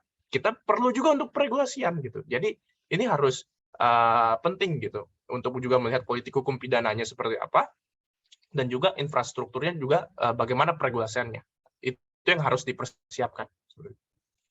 Baik, terima kasih Mas Maruf. Kalau dari Mas Bakti sendiri apakah ada tambahan? Nah, terkait legalisasi ganja medis, buat saya, tadi saya mungkin melengkapi kedua narasumber sebelumnya, ini soal prosedur atau tata kelola peredaran. Harus dipastikan betul, tidak ada yang nantinya akan memanfaatkan kebijakan ini untuk kepentingan yang bukan non-medis. Buat saya itu, terutama adalah pebisnis-pebisnis, organized crime yang punya potensi memanfaatkan ini.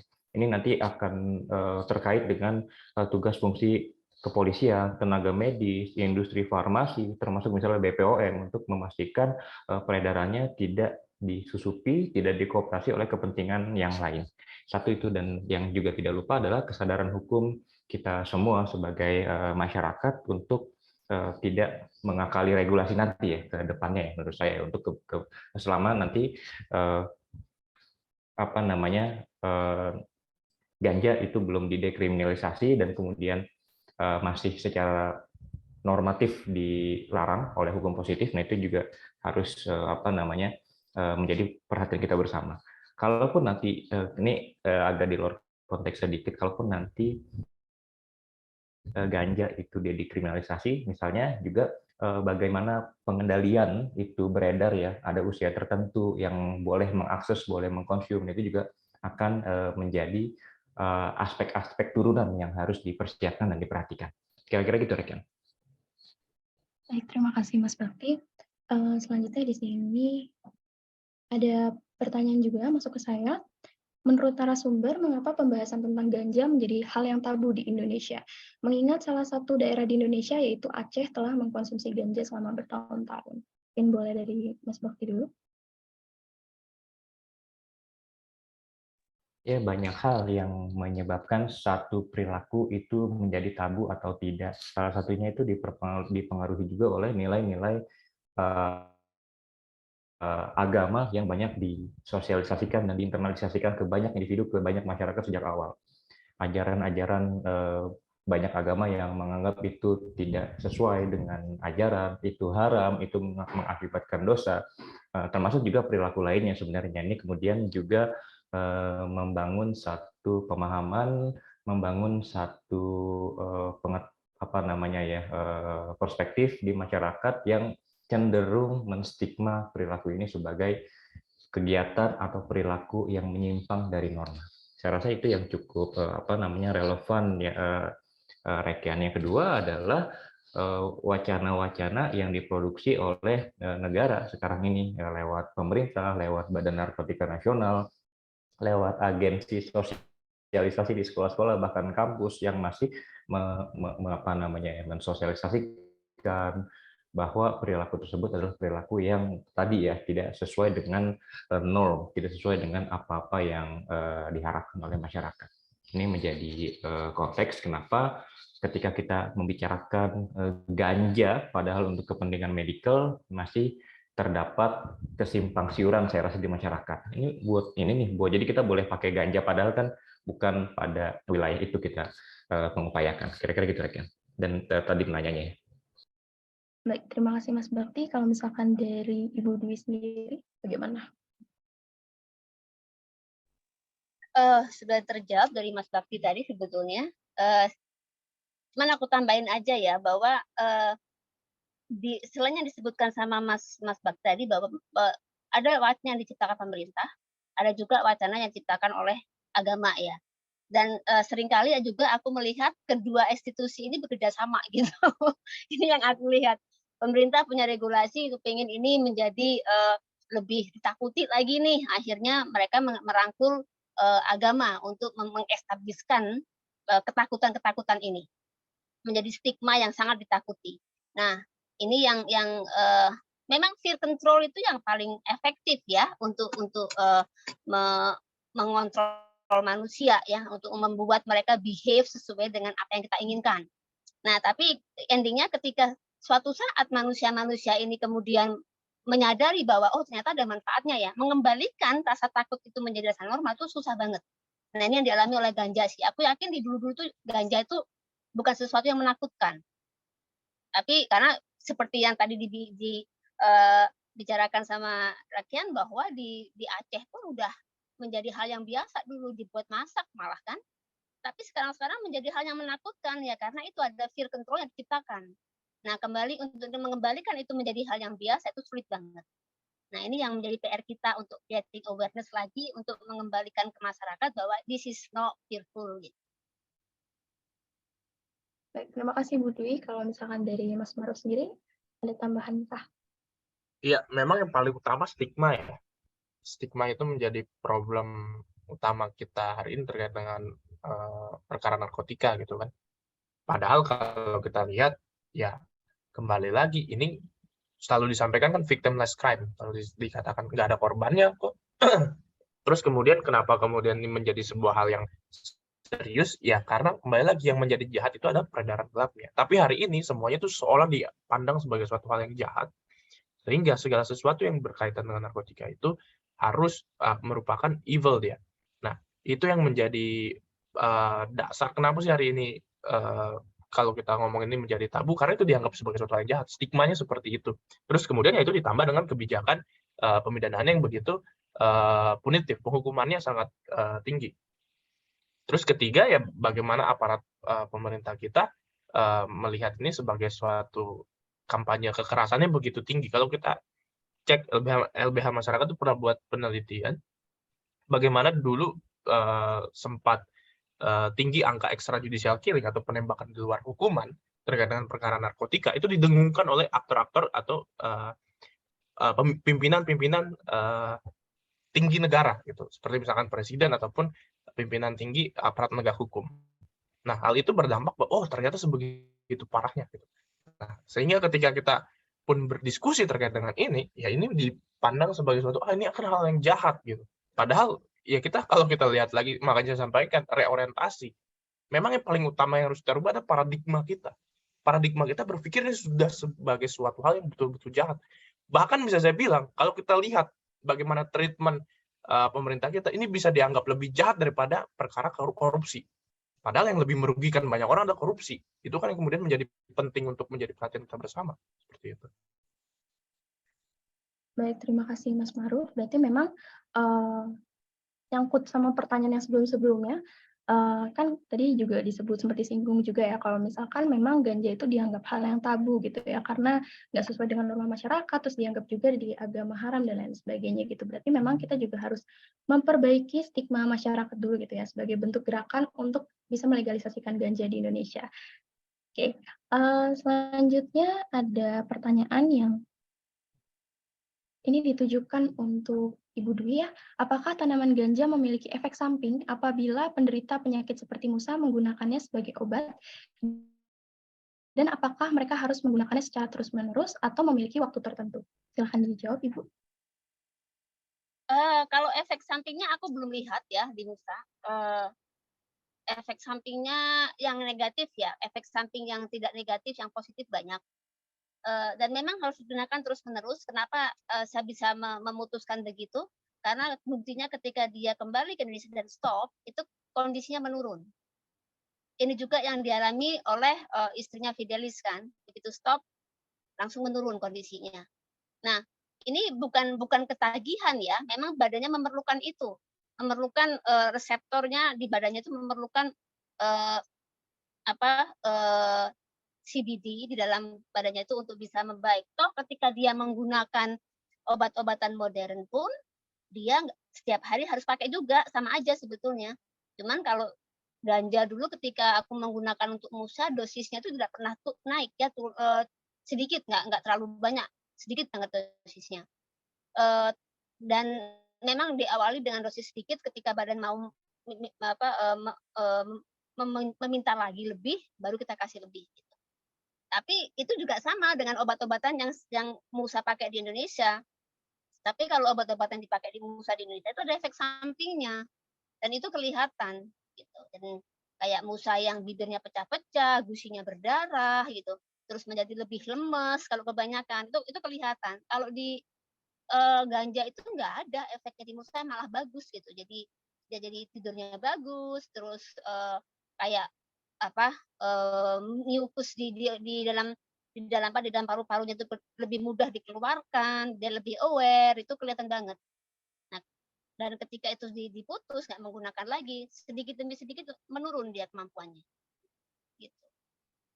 Itu berarti itu harus digunakan secara terus-menerus gitu ya Bu? Atau memang sudah dikasih ada rentang waktu hanya berapa, terus nanti dosisnya dikurangin atau seperti apa? Aku belum sempat sampai ke sana. Jadi aku belum bisa melihat sampai sejauh itu, karena sudah harus kembali ke Indonesia, itu stop karena di sini kan dilarang ya, itu sih. Baik, terima kasih Bu. Selanjutnya ada juga pertanyaan yang masuk ke saya. Legalisasi ganja medis itu kan tidak menutup kemungkinan adanya perdagangan ganja yang masif ya. Bagaimana pengaturan yang tepat agar perdagangan ganja medis tidak turut meningkatkan tingkat penyalahgunaan ganja sebagai narkotika? Mungkin bisa dari Mas Bakti dulu. Pertama, saya agak setback ke yang tadi ya. Mayoritas penghuni lapas, rutan, lapas ya itu adalah teman-teman yang terlibat kasus narkotika, itu yang membuat overcrowding. Tadi Mas Arifio waktu ada juga menyinggung hal ini. Nah, kita masih nggak ingin sekarang penggunaan narkotika itu harus harus dikriminalis, harus dipenjarakan, dipemasyaratkan. Sementara kemarin sekedar diskusi saja di forum ini. Kemarin saya penelitian ke Lido di BN di Sukabumi, dari jumlah kapasitas sekitar 500 yang terisi ternyata masih setengah atau di bawah setengah. Jadi sebenarnya di rehabilitasi pun belum maksimal menurut saya ya yang ada di sana. Itu juga jadi pertanyaan kami, mengapa kemudian kapasitas di Lido tidak penuh, sementara di banyak lapas di Indonesia kasus narkotika itu cukup mayoritas. Itu satu soal ganja untuk kebutuhan non medical ya. Sorry tadi kalau pertanyaan yang terakhir gimana ya? Sorry. Bagaimana pengaturan yang tepat agar perdagangan ganja medis tidak turut meningkatkan tingkat penyalahgunaan ganja sebagai narkotika? Ya, tadi sempat saya sampaikan juga sebelumnya bahwa ini memerlukan keseriusan plus integritas dari pihak-pihak yang punya kendali atas distribusi obat, distribusi ganja sebagai medis tadi ya. Saya rasa aturan yang rigid, aturan yang baku, tanpa didorong oleh kesadaran hukum yang bagus, tanpa didorong dengan integritas, dan kita belum selesai dengan persoalan korupsi. Ya kemarin misalnya ada Kapolda yang main narkotika, itu kan menurut saya kita masih di level yang masih jauh kayaknya ya, di mana penegak hukum kita punya satu kesiapan mengelola amanah yang besar ini. Nah, selama itu belum beres, saya agak pesimistis, tapi makanya yang perlu kita dorong juga upaya kontrol itu harus selalu dibarengi dengan upaya-upaya suara kita untuk menciptakan government penegakan hukum yang bebas dari korupsi. Gitu sih Rekan dan teman-teman. Baik, terima kasih Mas Bakti. Mungkin kalau dari Mas Maruf, dari kacamata hukumnya seperti apa Mas? Ya, yang pertama penting untuk kemudian meningkatkan budaya hukum masyarakat ya. Itu hal yang paling penting. Kalau kita ambil teori Lawrence Friedman, itu kan ada 3 hal yang fundamental terkait dengan hukum itu. Pertama dari segi strukturnya, terus kemudian dari substansi, dan kemudian dari budaya hukumnya. Nah, dari sisi strukturnya memang ini penuh problem ya, terkait dengan aparat penegak hukum kita yang hari ini masih cenderung lebih tidak berintegritas terkait dengan penegakan hukum daripada, sehingga rentan untuk kemudian melakukan penegakan hukum dengan transaksional, di situ bisa disuap dan segala macam. Nah, itu penting juga untuk dibenahi. Jadi bagi saya pertama budaya hukumnya masyarakat, kesadaran masyarakat hukum itu kita tumbuhkan. Terus kemudian yang kedua adalah bagaimana kita benahi struktur hukumnya, dan kemudian substansi hukumnya, peregulasiannya, itu yang kemudian selalu saya sampaikan. Dari peregulasiannya ini kemudian ketika ada penyalahgunaan nanti ya tetap ditindak gitu kan. Nah, itu yang menjadi penting. Cuman kemudian yang hal ini harus jadi PR kita bersama juga sekarang adalah bagaimana menyiapkan aparat hukum kita ini ketika melakukan penindakan itu dia tidak melakukan praktek-praktek korup seperti itu. Nah, itu yang menjadi penting harus kita benahi bersama-sama tuh dari lintas sektor itu, seperti itu. Baik, terima kasih Mas Maruf. Ini ada satu pertanyaan lagi kali ya sebelum kita menutup sesi tanya jawab ini. Jadi gini, sering kali ketika public figure terbukti menggunakan narkotika, kepolisian tuh membawa mereka ke hadapan awak media, dan kebanyakan dari mereka meminta maaf seolah-olah mereka adalah pelaku kriminal. Menurut pembicara sendiri, sebenarnya penyalahguna narkotika ini merupakan korban atau pelaku dari kejahatan, dan bagaimana seharusnya negara memperlakukan penyalahguna narkotika? Mungkin boleh dijawab dulu dari Mas Maruf. Iya.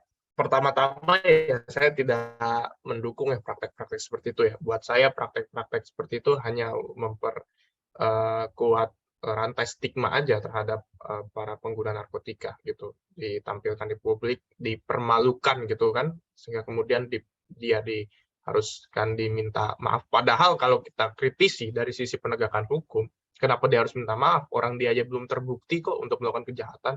Kenapa polisi menyuruh dia minta maaf? Apakah memang itu sudah terbukti atau belum dia melakukan kejahatan? Kan itu kan belum. Itu bukan kewenangan dari polisi untuk melakukan itu.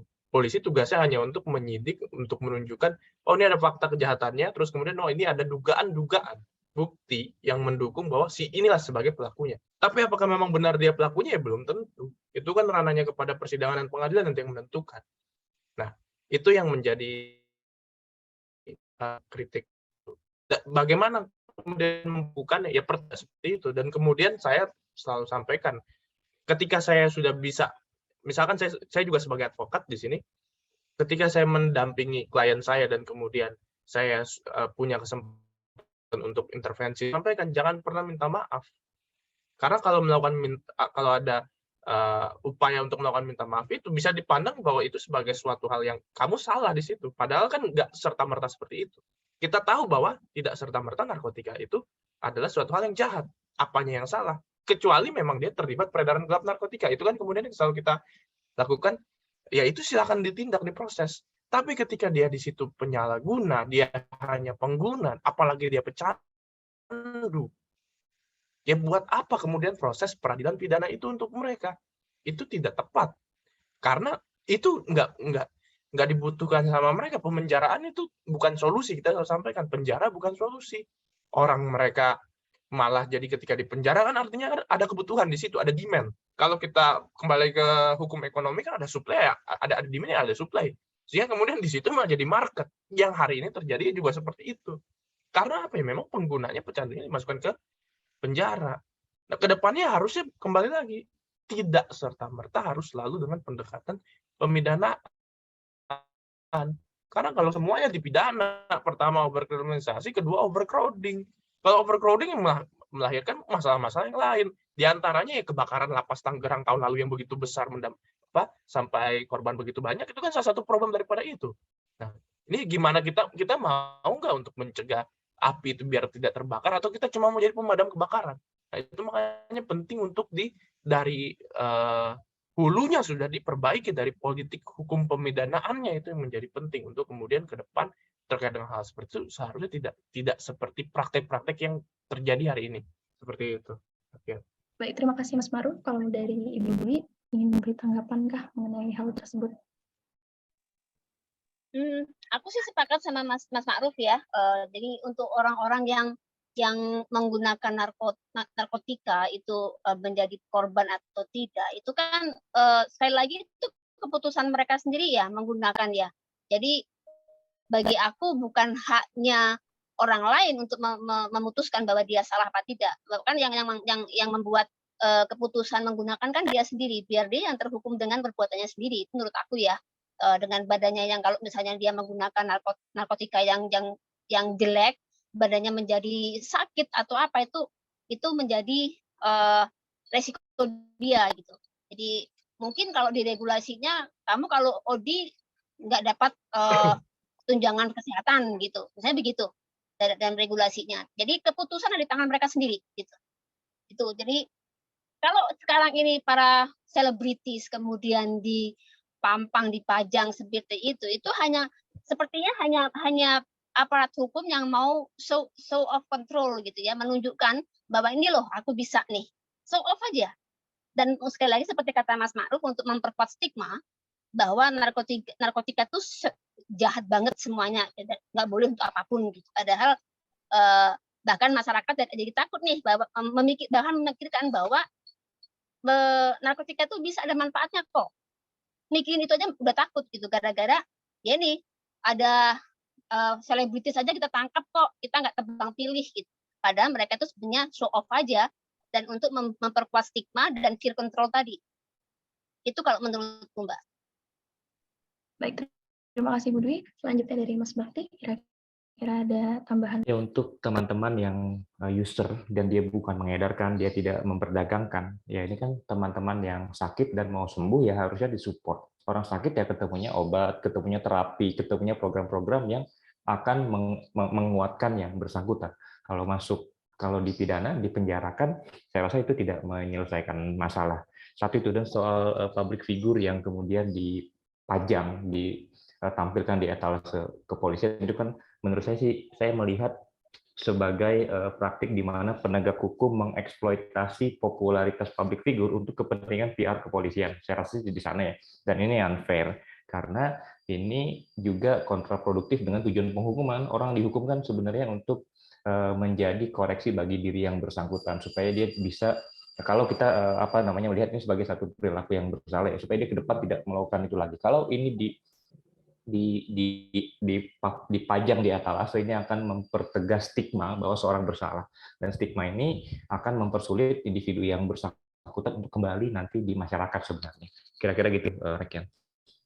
Baik, terima kasih Mas Bakti. Memang seharusnya negara memperlakukan penyalahgunaan narkotika terutama untuk yang pemakai, yaitu dengan cara memanusiakan mereka ya, bukannya justru malah memasukkan mereka ke penjara gitu, karena memang tidak menyelesaikan masalah apa-apa dan malah menambah masalah baru, yaitu misalnya overcrowding penjara tadi. Oke, karena waktu kita sudah habis nih untuk sesi tanya jawab, mungkin saya boleh minta closing statement dari masing-masing pembicara pada hari ini.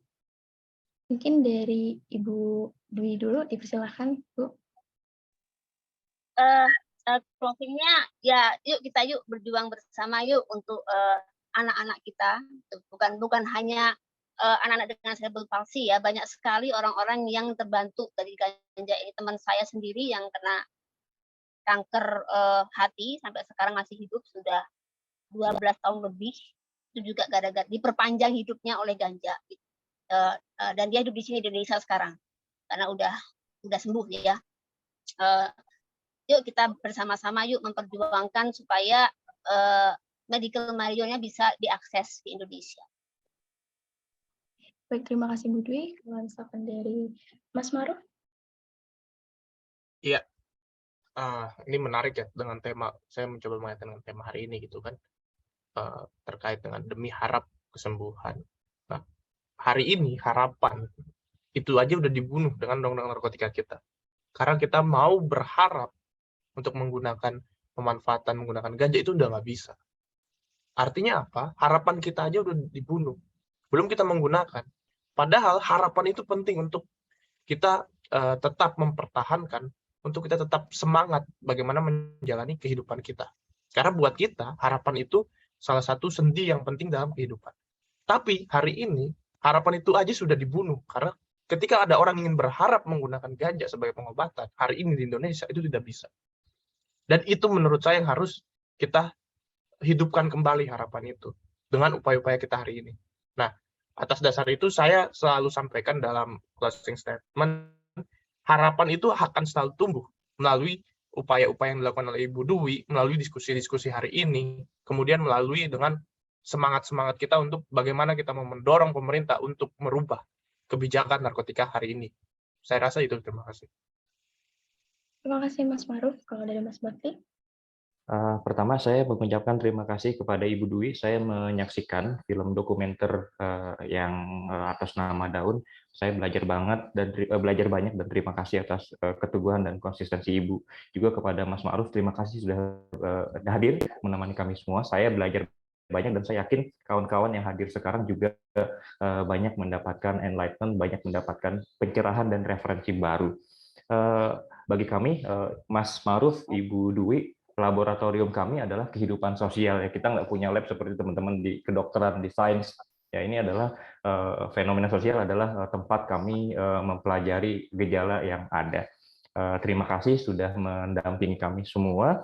Terakhir adalah 1 orang meninggal itu tragedi. Kalau 1000 orang yang meninggal itu statistik. Kita nggak mau lagi menunggu banyak anak-anak yang kehilangan kesempatan untuk mendapatkan pengobatan. Negara harus segera hadir. Salah satunya adalah mempercepat izin dan tata kelola riset yang mengatur penelitian tentang ganja medis. Demikian, terima kasih sekali lagi. Selamat sore teman-teman. Assalamualaikum warahmatullahi wabarakatuh. Baik, terima kasih Mas Bakti, terima kasih juga Mas Maruf dan Ibu Dwi. Terima kasih juga kepada peserta atas pertanyaan yang telah disampaikan tadi. Karena waktu kita terbatas, maka diskusi pada hari ini kita sudahi. Semoga gelar wicara Pop Talk ini memberikan sudut pandang baru kepada teman-teman peserta semua tentang isu legalisasi ganja ini. Nah, sebagai penutup, kita akan memberikan penghargaan kepada narasumber secara simbolis dengan pemberian e-sertifikat. Mungkin boleh di-share screen?